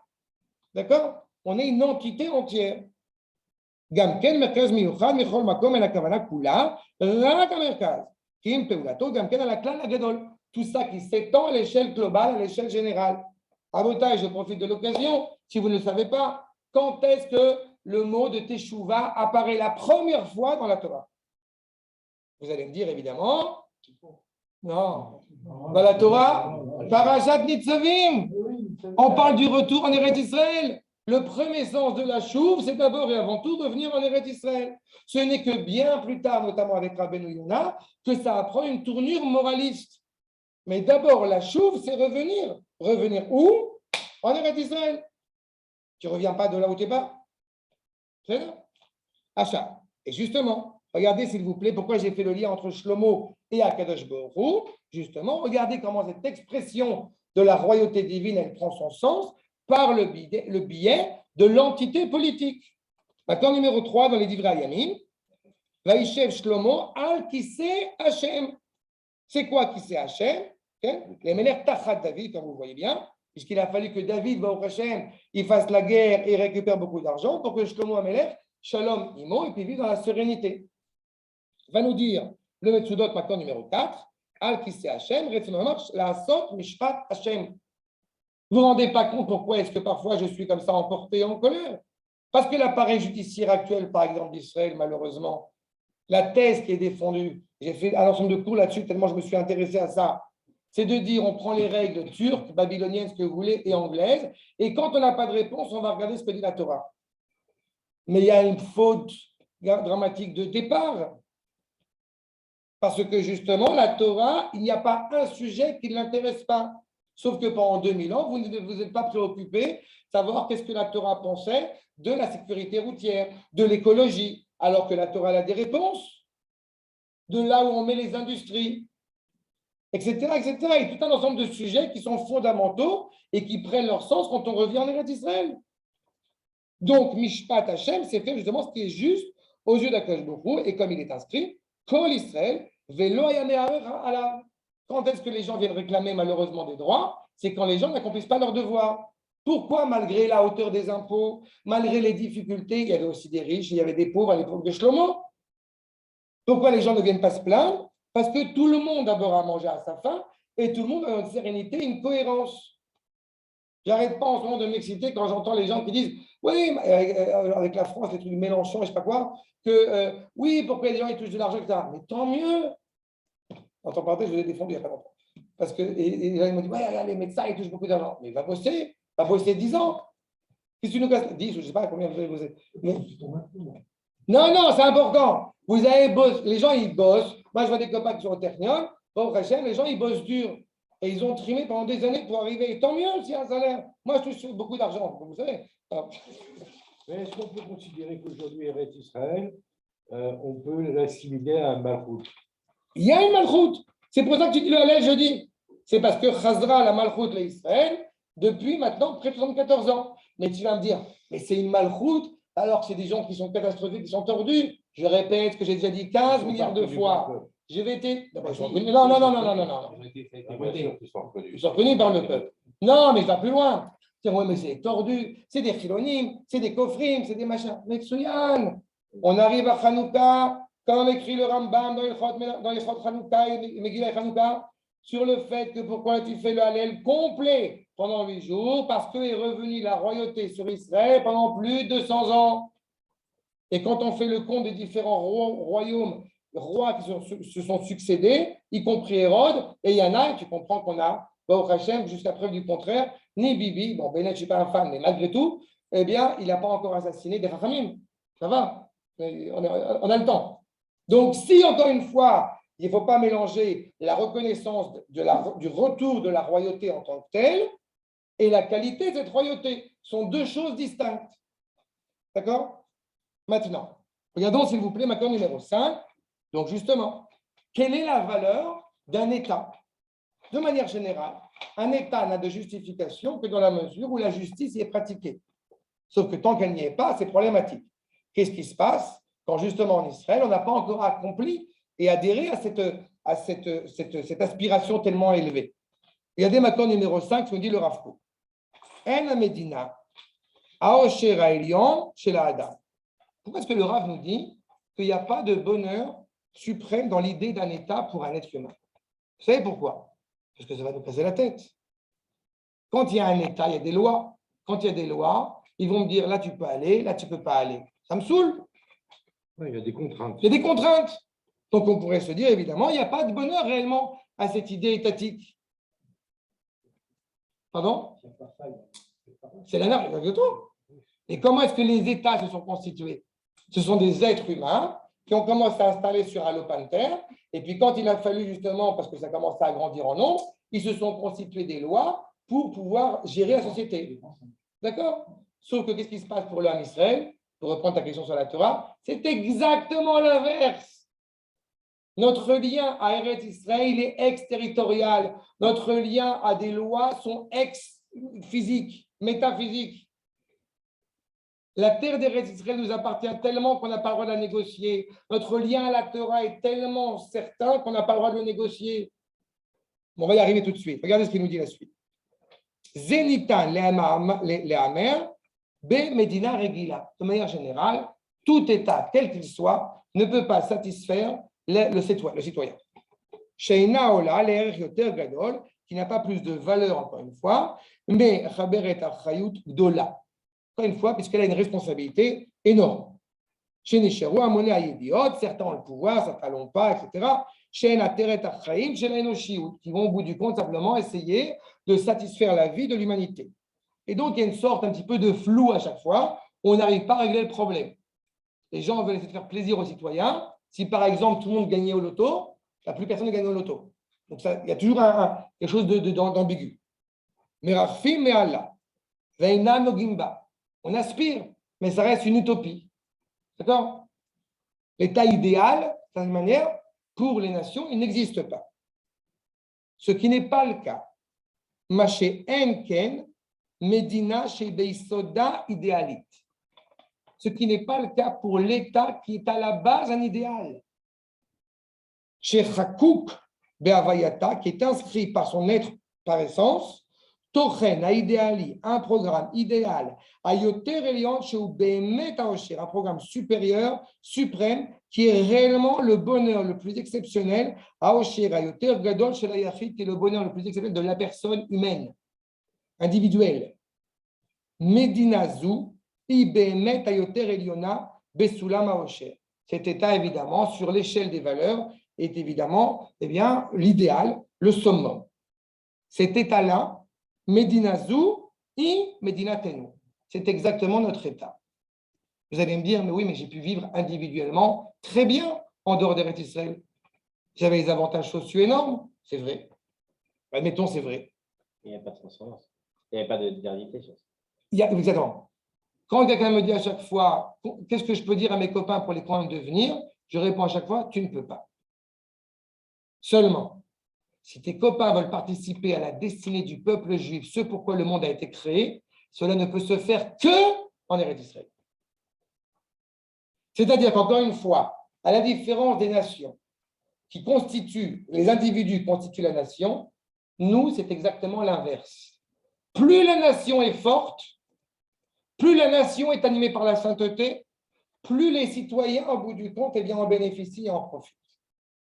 Et c'est vérifiable à tous les niveaux. On sait pertinemment que la question, ne serait-ce que celle-ci, des drames qui ont traversé notre histoire, il ne peut plus y avoir aujourd'hui de Shoah. Pourquoi il ne peut plus y en avoir? Justement, il y a une entité forte, malgré tout, qui est là. Et ce n'est pas dû uniquement grâce à notre force militaire, etc. D'accord? Il y a plein de domaines comme ça. Et d'ailleurs, entre parenthèses, en général, plus l'État se développe spirituellement, plus technologiquement parlant, il se casse la figure. Sauf l'État d'Israël. Le Rav Ovadia, il rappelle ça déjà dans les années 80, sur le nombre de yeshivot qui en Eretz Israël. le nombre de gens qui étudient la Torah aujourd'hui en Eretz Israël. En général, plus les gens ils s'élèvent spirituellement, il y a une sorte un petit peu de bigoterie, de primitisme religieux. Plus les gens y reviennent à ça, moins au bout du compte ils se développent techniquement, technologiquement, etc. Exactement. Et bien en Israël, c'est vraiment le contraire. Les deux vont de pair.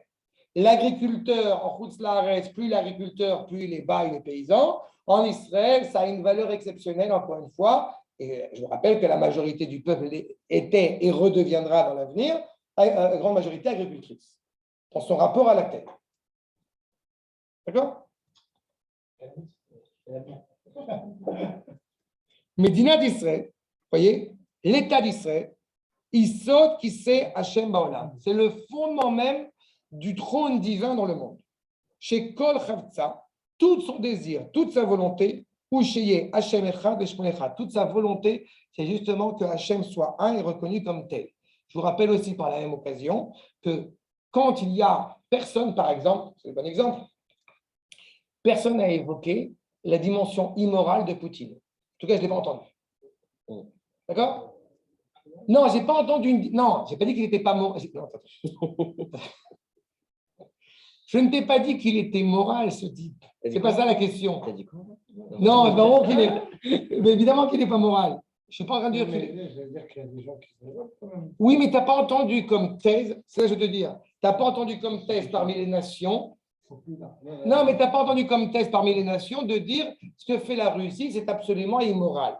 Ouais. Ce que je veux insister sur ce point, non, le mot est très important. Le mot, c'est-à-dire, mais l'Ukrainien, Macron, il a dit, on envoie des aides. ce que je veux te dire, c'est que d'un point de vue, et c'est constant en Israël, que dès qu'Israël fait un acte, ce qui va lui être évoqué et reproché tout de suite, c'est la dimension morale. C'est ça que je veux te dire. On n'a pas entendu l'Amérique par rapport à l'Afghanistan d'avoir un comportement immoral. On n'a pas entendu par rapport à Saddam Hussein un comportement. Il y a des manifestations, il y a des prétextes. Tout ça, vous avez raison. Mais ce mot est très important. C'est que la notion de bien et de mal, comme si au bout du compte, elle était inhérente à Israël. Non, mais c'est ça, c'est toutes les personnes qui sont dans le côté spirituel. Tu vois un prêtre, un truc, tu vas dire, ah, il y en a partout. Non, lui, il a un certain niveau de moralité supérieure. Oui, mais c'est pour ça que je n'ai pas dit au nom des chefs d'État. C'est pour ça que c'est sur ces révoltes-là qui existent dans le monde, où on n'invoque pas la dimension de moralité quand on parle d'un autre pays à part Israël. Ok, tu veux dire que le seul pays qui est aussi spirituel. C'est pas vraiment spirituel, c'est moral. Quand le spirituel, c'est ça, c'est révéler. On a une grosse moralité, c'est ça. On est inspiré par ça, on est animé par ça. Bon gré, malgré nous. Vous savez pertinemment que pendant des siècles et des siècles, les rois, le roi d'Espagne, mais pas que, ils avaient tous un médecin juif. Et vous savez pourquoi? Non. Il ne le trahit pas. Exactement. Parce qu'ils avaient confiance dans ce médecin. Les Arabes prennent leur argent qu'aux Juifs. Non, il y avait tout ça. Saladin, il avait des médecins autour de lui. Et pourtant, il a demandé au Rambam. D'accord? Parce que justement, il y avait cette exigence qu'on attend du juif, qu'on n'attend pas forcément de personnes d'autres. D'accord? Achab. Mais les juifs, ils ont des médecins arabes. Emet. Chez Osher Nisgav Zet, ça veut dire les biour aoch. Tu parles pour actuellement, justement. Quand l'âme Israël s'élève, il fait justement bénéficier le monde autour de lui. Bon gré, malgré lui. Les biour aoch, encore une fois, ça demande, parce qu'on est le Rav Kook qui est en train de dire, il n'est pas en train de vivre sur un petit nuage, il est conscient des problèmes qui sont inhérents à cet état d'Israël. Ça demande justement un éclaircissement long et parfois même douloureux, les aroch, pour justement révéler cette lumière dans des moments obscurs. Mais rien n'empêchera malgré tout cet état justement d'être l'expression du bonheur. D'accord? À un moment donné, il faut aussi être cohérent. Enfin, je veux dire que même si, encore une fois, on a des critiques énormes sur ce qui se passe dans l'État d'Israël, il faut être conscient qu'il y a énormément de choses exceptionnelles en Eretz Israël dont on peut profiter. Ne serait-ce que parler en hébreu dans la rue, ne serait-ce que moi j'ai fait ma tefila dans le train, quand j'ai dû partir un matin très tôt, c'est quand même agréable, c'est quand même un plaisir. Donc ce n'est pas que sur des réalités antisémites, mais sur plein de domaines. On est heureux, Baruch Hashem, d'être chez nous, d'être à la maison, entouré de nos frères juifs. Il y a toute une implication derrière. Et c'est une implication aussi morale qui s'implique là-dedans. Encore une fois, c'est la nature même de cet État d'Israël qui se construit. Et même la volonté des pionniers, si je puis dire, loin de la Torah, avait une volonté sociale, une volonté même morale. D'accord ? Vous voyez Ben Gurion avec le Haver Amim, Moatzat Amim, de cette volonté de retrouver une cohésion sociale. D'accord ? Même à ce niveau-là. Vous avez pas fini là, c'est bon ? Maintenant, numéro 6. Orot HaMilchama. Donc, justement, face à cela, tout événement culturel, Kol HaTarbut, Amitalelet, Betzlalei Shkarim, le Rav écrit ça, on est en plein milieu de la Première Guerre mondiale. Vous avez quelques centaines de milliers de morts, malheureusement, la Grande Guerre, la fameuse Grande Guerre, qui est donc animée par le mensonge. Mouchachat leikached min haolam, tout ça doit s'arrêter, doit être détruit totalement. Fait tartea taku malchut eliona kadishin. On a coutume de dire que la guerre est mal, c'est pas vrai. Pour les Juifs, c'est faux. La guerre, elle permet de faire le tri entre ce qui est bien et ce qui n'est pas bien. On ne se part pas volontaire pour faire la guerre. Mais quand la guerre arrive, on sait lui donner un sens. En plus, c'est une mitzvah. Mais il y a une mitzvah d'éclaircir le bien du mal. D'éclairer. Tu as le mal qui est présent, il faut le détruire.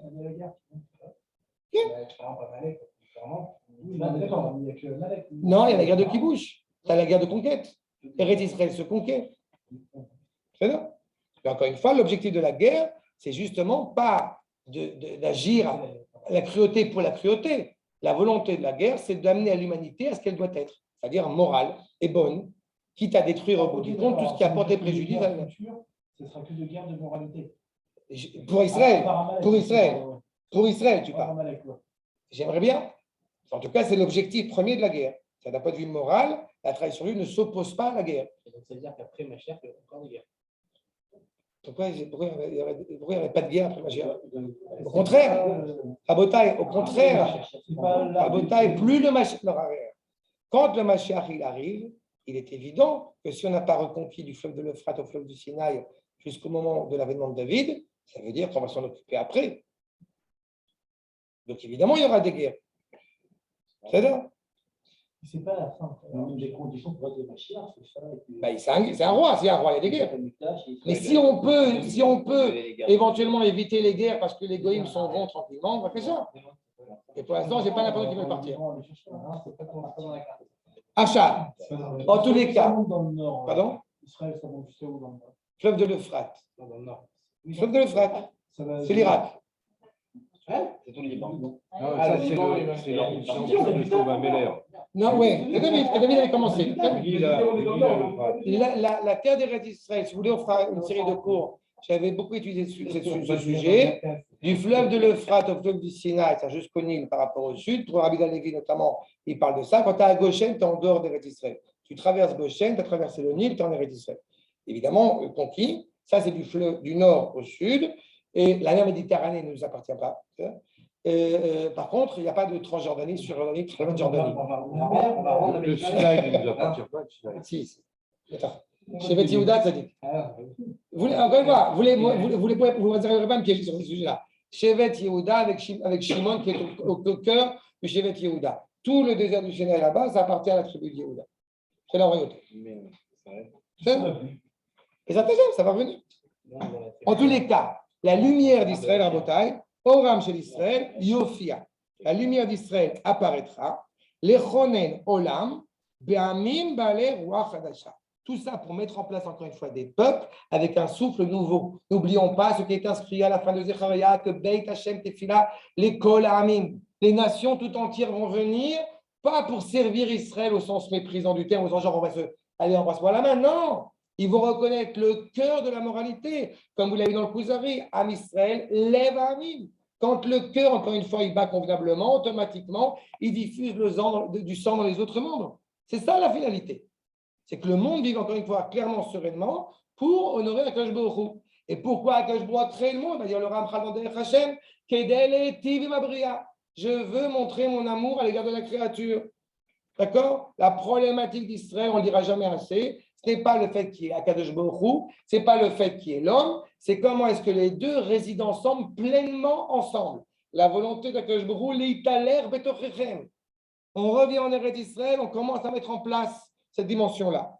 Et je reprends, Béléoumi, donc toutes ces nations, n'est-ce pas, qui ne penseront pas de manière vaine et vide, Velo Yergezu, et ne mettront pas encore en colère Akadosh Baruch Hu, et Al-Meshicho, et donc celui qui est loin, pas seulement au sens du Mashiach, mais aussi à l'échelle du peuple tout entier. Al-Or Chaya Olam, donc éclairé par cette lumière, je répète, dans le monde, atome pur, un tome, mimout, elle est intègre, elle est complète. Ve'emuna, la fidélité envers Akadosh Baruch Hu, Asher les Brit Olami, pour cette alliance pour l'éternité.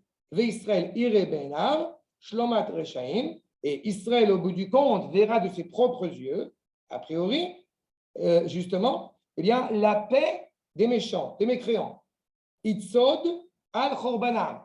Il verra ces méchants qui sont a priori sereins et qui, au bout du compte, va marcher sur leurs épées chez la mitalelim belilim, ceux qui louaient, au bout du compte, eh bien, tous les cultes étrangers et toutes les valeurs immorales. Belilim à Hadashim, il dit Hadashim, ça vous comprenez bien comment inscrire les Chachamim qu'ils ont supprimé le Yetzer d'Avodah Zarah. Alors, pourquoi est-ce qu'on parle d'Avodah Zarah maintenant? Parce qu'il y a d'autres formes d'Avodah Zarah. Toutes ces idées, encore une fois, profondément immorales, que le monde continue à véhiculer. Le postmodernisme et tout ce que cela implique derrière. Kacher Saad al-Khovot, Bavel, Vashur, Atikot. Ainsi qu'on a marché, justement, dans le passé, sur les épées de Bavel et d'Assyrie, n'est-ce pas? Les anciennes civilisations. Aujourd'hui, quand vous voyez la Babylonie, quand vous voyez la Perse, quand vous voyez justement Yavan, enfin Yoni surtout, parce que c'était la Yoni, au bout du compte, tous ces empires sont en désuétude les plus totales. On a du mal à croire que jadis, ça a été des empires aussi impressionnants. C'est des ruines. D'accord? Azieda. Et donc, évidemment, tout le monde reconnaîtra clairement, Vayuchach, et ça sera prouvé, j'ai presque envie de dire, Achbo el Elo Israël Moshiach. C'est envers lui que Akadosh Baruch Hu, eh bien, a choisi de délivrer et de se révéler, Veteshuat Hashem, Ba Tavo. D'accord? Et que toute la délivrance d'Akadosh Baruch Hu viendra. Voilà l'aspiration. Quand on parle de Ir Melucha, on n'est qu'aux prémices, on n'est qu'au début. Et pour justement ces débuts, on a dit Kumi Simitorafera, sors de cette situation qui est, encore une fois, inconcevable, pas logique. On a vécu pendant 2000 ans dans une réalité, comme je disais tout à l'heure, un peuple sans terre, dans une réalité qui n'est pas cohérente. Sors de ça. On peut sortir, on ne peut pas sortir. D'abord, tu as envie de sortir. C'est pour ça qu'on a dit Kumi, lève-toi, Sei. D'abord, on se lève. Ensuite, on sort. Après, regardez ce que nous dit dans Ishaïa au Mekor numéro 7, justement, Artsechem, votre terre, Shamema, est en désolation. Arechem, Serufot, vos villes sont incendiées. Esh Admatechem, le feu est sur votre terre. L'Enegdechem, devant vous, vous avez cette réalité de cette terre qui est donc brûlée, qui est donc en désolation. L'Enegdechem, Zarim Ochlimota. C'est qui Zarim? C'est les Goïm. Ils profitent de cette terre où Shamama, Kema Apechat Zarim, qui était en désolation. C'est révoltant. Comment cette terre, elle est au bout du compte dévorée, profitée par ces nations. Justement, en face de ça, regardez s'il vous plaît maintenant numéro 8. Justement, on arrive à ce Emek Abacha. Vaïchal David Hashem. David demande à Akash Baruch Hu, en lui disant qu'effectivement, ne monte pas, etc. Pourquoi? Laem Mimoul Bechaim. Oh, on commence à voir ce que c'est que ce Bacha, Emek Abacha, avec ce Aleph. On n'a pas encore compris ce que ça veut dire, mais on va y arriver. Regardez ce qui est souligné en bas. À ce moment-là, ce n'est pas la peine de monter. Akash Baruch Hu, traduction littérale, il va leur éclater la tête. Non, mais tu n'as pas traduit la phrase. Attends, on arrive, tu vas voir avec Rachid. J'arrive avec Rachid, tu vas comprendre. Vaï Beshamaecha. Peut-être je vais reprendre ça. Vaï Beshamecha. Quand tu vas entendre, donc Beshamecha, c'est écrit, et au bout du compte, on te dit Keshamecha. C'est quoi Beshamecha? C'est si tu entends. Keshamecha, c'est quand tu vas entendre. C'est clair, ça va venir. Tu vas entendre la voix de qui? Et Kol Saada Bereshe Abechaim. Tu vas entendre la voix, l'intonation de ceux qui ont entamé cette marche à la tête de Bechaim. Astichratz. À ce moment-là, justement, tu vas te resserrer, tu vas t'empresser. Pourquoi? Parce que Akadosh Baruch Hu sort devant toi pour frapper le camp des Palestiniens, des Philistins. Nous dit Rashi, et kol tzada berosh bechaim, em malachim atzoadim berosh hailanot asher ani sholach le'ezratcha. C'est qui ces bechaim? Nous dit Rashi, ce sont les anges. Les anges qui marchent au bout du compte à tes côtés, à la tête des arbres, que j'ai envoyés pour t'aider. À Bota et la guerre d'indépendance, j'ai besoin d'expliquer les miracles qu'il y a eu. Non, mais là, c'est pas clair. Ouais. Quand Am Israël, c'est Ishayahu qui parle, Ouais. c'est-à-dire qu'on a les voix de la fin des temps. Quand on a une réalité au bout du compte, où on se dit qu'on sera incapable justement de vaincre nos ennemis. À ce moment-là, Akadosh Baruch Hu va envoyer justement donc, une quantité d'envoyés, comprenez ici envoyés et comprenez ici aussi au niveau d'anges, qui vont porter secours au bout du compte et qui vont te faire gagner la guerre. J'ai une anecdote très connue. À la guerre des 6 jours, on aura l'occasion d'en revenir dessus, mais à la guerre des 6 jours, les Arabes arrivent dans la région du Golan là-bas, et tous les gens qui sont dans le village, mais ils ont une peur qu'on ne pouvait pas imaginer. Ils ont tous fermé les volets. Les Arabes y rentrent, ils ont dit, ça doit être une embuscade. Ils sont rentrés, ils sont ressortis. C'est ça. Et si on reprend 19 ans avant avec la guerre d'indépendance, si vous ne connaissez pas ce nom, c'est l'occasion de le connaître, Hana Senesh. Vous avez des gens qui ont réussi à récupérer des avions, on ne sait pas comment est-ce qu'ils les ont récupérés. Tac, il y a des avions. Tout cela, c'est dans cet esprit-là qu'il faut le comprendre. C'est-à-dire que Akadosh Baruch Hu est en train, au bout du compte, d'aider à ce moment-là pour qu'on puisse récupérer notre terre. C'est le premier sens qui est donné. Quand il dit que justement, ce sont des anges qui sont là, c'est ça. C'est je suis avec toi. Pardon? Justement, tu remarqueras, c'est Ilan, ce n'est pas Etz. Ilan, ça veut dire qu'au bout du compte, c'est un arbre qui a des fruits. C'est ça que ça implique. Ça veut dire qu'on n'assure pas seulement la réalité ponctuelle, on assure la réalité, encore une fois, pour les générations à venir. N'oublie pas une petite parenthèse. Le pape a demandé expressément à Truman de refuser le plan de partage. Pourquoi? Pour que justement, eh bien, cette terre ne soit pas récupérée par les Juifs. Le fameux pape, en même temps. Truman, président américain, notre ami évidemment, répond « Je ne peux pas ». Pourquoi je ne peux pas? C'est un discours qui est publié depuis le week-end. Je ne peux pas parce qu'il y a le lobby juif. Et de toute façon, les Arabes, en 2 coups les gros, ils vont les massacrer. Il n'y aura plus de peuple juif de toute façon d'ici 3 jours. Manque de bol pour lui, il y a les accords de Rhodes. D'accord? Ça veut dire qu'on est encore une fois dans une réalité qui semblait insensée. Tu as tous les États arabes qui sont autour de nous et on gagne la guerre. Il n'y a aucune logique là-dedans. D'un côté, c'est une plaine qui, a priori, donc il n'y a rien de fertile qui va pousser de là. Et quand on te dit la note, si c'est une plaine, il n'y a pas d'arbre fruitier, sauf qu'il y en a. Parce que justement, un tel bruit est derrière. Premier sens qui est donné. Regardez le deuxième sens dans les Teilim. Accord numéro 10. Ovre be'emek habacha. Vous passez sur cette plaine de Bacha. Men yashitiou, qui vont vous sortir, des bénédictions vont sortir de là-bas. Gam berachot. Yatemore, ils vont vous diriger. Ilchou michail el chail, qui iront de combat en combat. Yirae el Elohim be Sion, qui sera vécu, le nom d'Akadosh Baruch Hu sera vu à Sion. De cette plaine où il ne pouvait rien sortir, va sortir une bracha. Mais encore une fois, on n'enlève pas l'idée que dans Emek Habacha, justement, pour reprendre Rav Larshel Bemek Habacha, comme a dit, vous vous rappelez, Erkapelmeister dans la Grande Vadrouille, ça suffit de pleurer, ça suffit de parler. Non, 4 ans, non.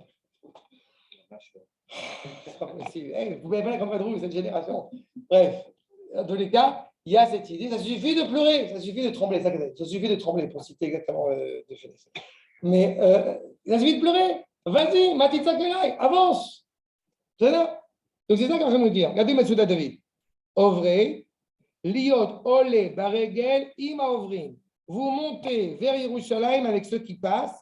Der emek habacha shegedelim sha achochim vechem mimul abechem. C'est la région au bout du compte. On avait des ennemis et pourtant on ne sait pas comment l'expliquer. Allez-y, montez, continuez. Pourquoi? Mais en yashitiou. Comme Moshe, vous vous rappelez que Moshe, que Machitiou, alors qu'au bout du compte, Moshe, pour la même occasion, je le rappelle, il aurait dû être Machouille, puisque c'est un passif, il a été sauvé des eaux. Sauf qu'en disant Moshe, il y a déjà une allusion au fait que Moshe va être le Moshiach, le délivreur d'Israël. Là encore, vous avez la même idée. Mais El Yashitiou, Be'avuram, parce que vous allez faire et vous engager à faire, au bout du compte, vous êtes déjà en train de bouger. Be'avuram Yassim Shem Hashem Marianot Maim Leman Imteu Lishtot. Il n'y avait pas d'eau, c'est une plaine, c'est le désert. Comme vous avancez, comme vous vous engagez, comme les élèves du Gaon de Vilna qui arrivent et qui mettent en place des eucalyptus pour mettre fin à la malaria. Vous vous engagez, vous êtes en train de construire l'Eretz Israël, tac, la terre est de la bracha. C'est ça au bout du compte. Allez, Rav l'Archevêque Mekabacha ou Yachmol, il fait preuve de miséricorde à ton égard parce qu'il est en train de redonner la bénédiction à la terre qui pendant 2000 ans a été en désolation, a été catastrophique. Physiquement, mentalement, spirituellement, militairement, on est en train de retrouver cela. Seulement, ça dépend de notre ça demande de notre exigence à nous de bouger, de se réveiller, de changer de vêtements, d'y aller. Malheureusement, pour reprendre la remarque de tout à l'heure, quelle est la réponse de la Mistrel, de la Doda, de la Reaya? Accord numéro 12. Pachateti et kutnoti. Echacha el bashena. Rachatzti et ragli echecha et afna. Ah, ça y est, j'ai enlevé mon vêtement. Je me suis lavé les pieds. Je suis bien là où je suis. C'est voir Raglai, mes habitudes. Là où je foule, le sol que je foule, je suis bien là-bas. Pourquoi j'ai bougé, Bichlal? Et encore une fois, c'est de la propagande sioniste. Voyons Rachi, encore numéro 13. Tu vois que je suis pointilleux? Rachi, on est au 11e siècle, on n'est pas chez Benita. Pachateti et kutnoti, keloma. Gvar lamadeti leatzmi drachim acherim, lo chalashuv elecha od. Je me suis trouvé déjà d'autres cheminements. Je ne vais pas revenir vers toi.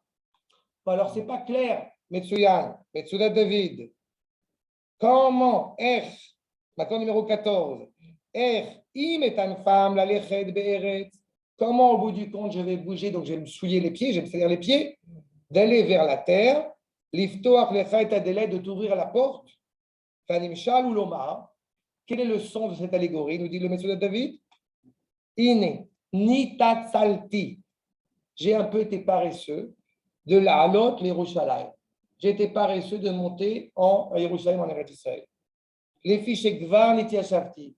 C'est bon, j'ai ma maison, j'ai mon petit pavillon de banlieue. Ça suffit. Je suis bien, on a une communauté. J'ai mon dafyomi. Je suis bien, j'ai mon boulanger dans le 19e, il est juif. Qu'est-ce que tu me casses la tête? Nitiashavti. Bavel. Je me suis tranquillement installé à Bavel. Vous croyez que j'invente quand je dis ma petite dafyomi, mon deux trucs? On est à Bavel. Le Merkaz Torani, il est à Bavel à l'époque. Donc, je n'extrapole pas du tout ce que je dis. Comme s'il disait qu'il n'y avait aucune Torah en Israël maintenant. Et pourtant, déjà, Vaïta Aretzaï, Arevala. Mais la terre, encore une fois, dans laquelle tu viens, t'es agréable. Donc, tu te dis, j'ai pas besoin de bouger. Vélo ratiti les troar, betil tout la derrière. J'avais pas envie de me casser la tête ou de me prendre la tête. Je reprends. Livché, Big Detifarte Rami. Encore une fois, bouge-toi. Itoreri, on réveille 2 fois. Réveille ton corps, réveille ta neshama.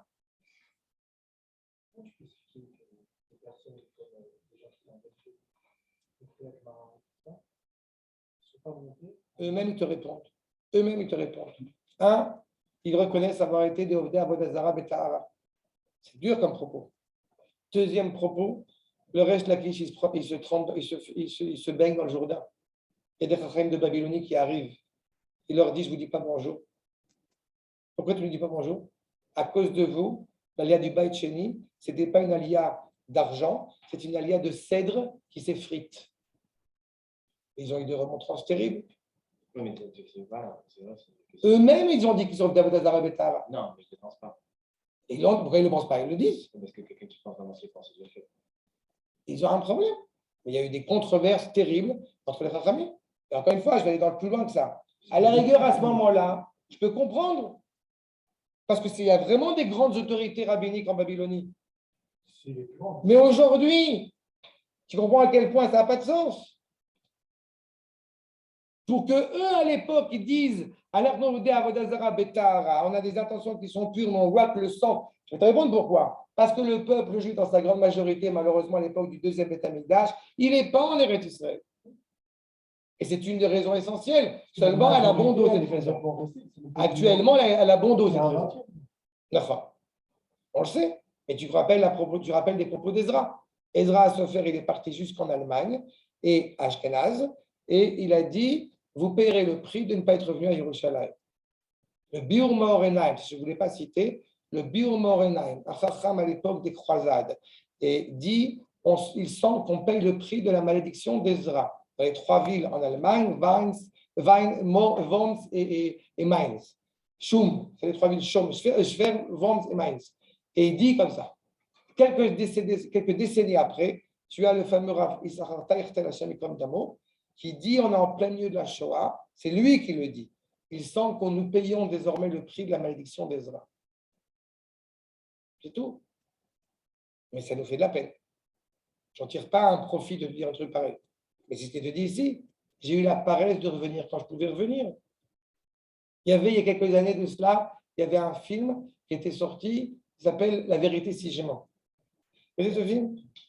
Vous voyez pas? Non, c'est un film sur le sentier, tout ça. Moi, j'ai de la famille qui est dans le sentier. Et j'ai dit, quand on m'a dit, c'est du Chilul Hashem, c'est vrai, c'est du Chilul Hashem. Le peu que j'ai vu que le premier, j'ai compris, ça m'a suffi. Mais c'est du Chilul Hashem. Mais moi, j'ai connu des gens dans ma famille, mais la vérité, si je mens, c'est rien à côté de la vérité. Je comprends pas. Mais non, mais au niveau de l'argent, les gens, ils avaient des. Vas-y, tu prends l'hélicoptère, tu vas à Deauville, mais les gens, ils avaient de l'argent, mais en masse. Et aujourd'hui, le sentier, d'après ce que j'ai compris, c'est la Bérésina. Ça veut dire qu'à une époque où tu avais beaucoup d'argent, et les Juifs, encore une fois, auraient pu profiter de cet argent, peu importe maintenant la méthode, mais ils auraient pu revenir, ils sont pas revenus. À l'époque du Rav Tzvi Kalisher, il te dit, il y a eu l'émancipation des Juifs. Que dit le Rav Tzvi Kalisher? Il dit c'est une période fantastique, comme ça les Juifs vont pouvoir revenir tranquillement en Eretz Israël. Ils ne reviennent pas. Le Rav El-Kal'i, le Rav Yehuda El-Kal'i, il a fait un texte où il fait une bracha, pas sur n'importe qui, sur Louis Crémier, en français, Crémieux. Ou Mevarech Oto, c'est un Juif qui est avec une Goya. Ou Mevarech Oto, parce qu'il permet d'avoir aux Juifs d'atteindre un statut qui est beaucoup plus limpide. En disant, c'est bon, les Juifs vont revenir maintenant qu'ils sont tranquilles. Ils sont revenus, ils ne sont pas revenus. C'est un juif. Mais non. Je termine. Je termine. Le fondement même, donc, encore une fois, de cet instinct nationaliste dans le peuple juif, regardez ce que nous dit le Rav Kook pour terminer dans Rotatria, Anetia Aleumit d'Israël. Cet instinct national en Israël, Isadé, c'est un chant Asher Bechu Hashem. Pourquoi le Rav utilise ce terme de Sadé? Vous savez pourquoi? Abraham a appelé Arabait Ar.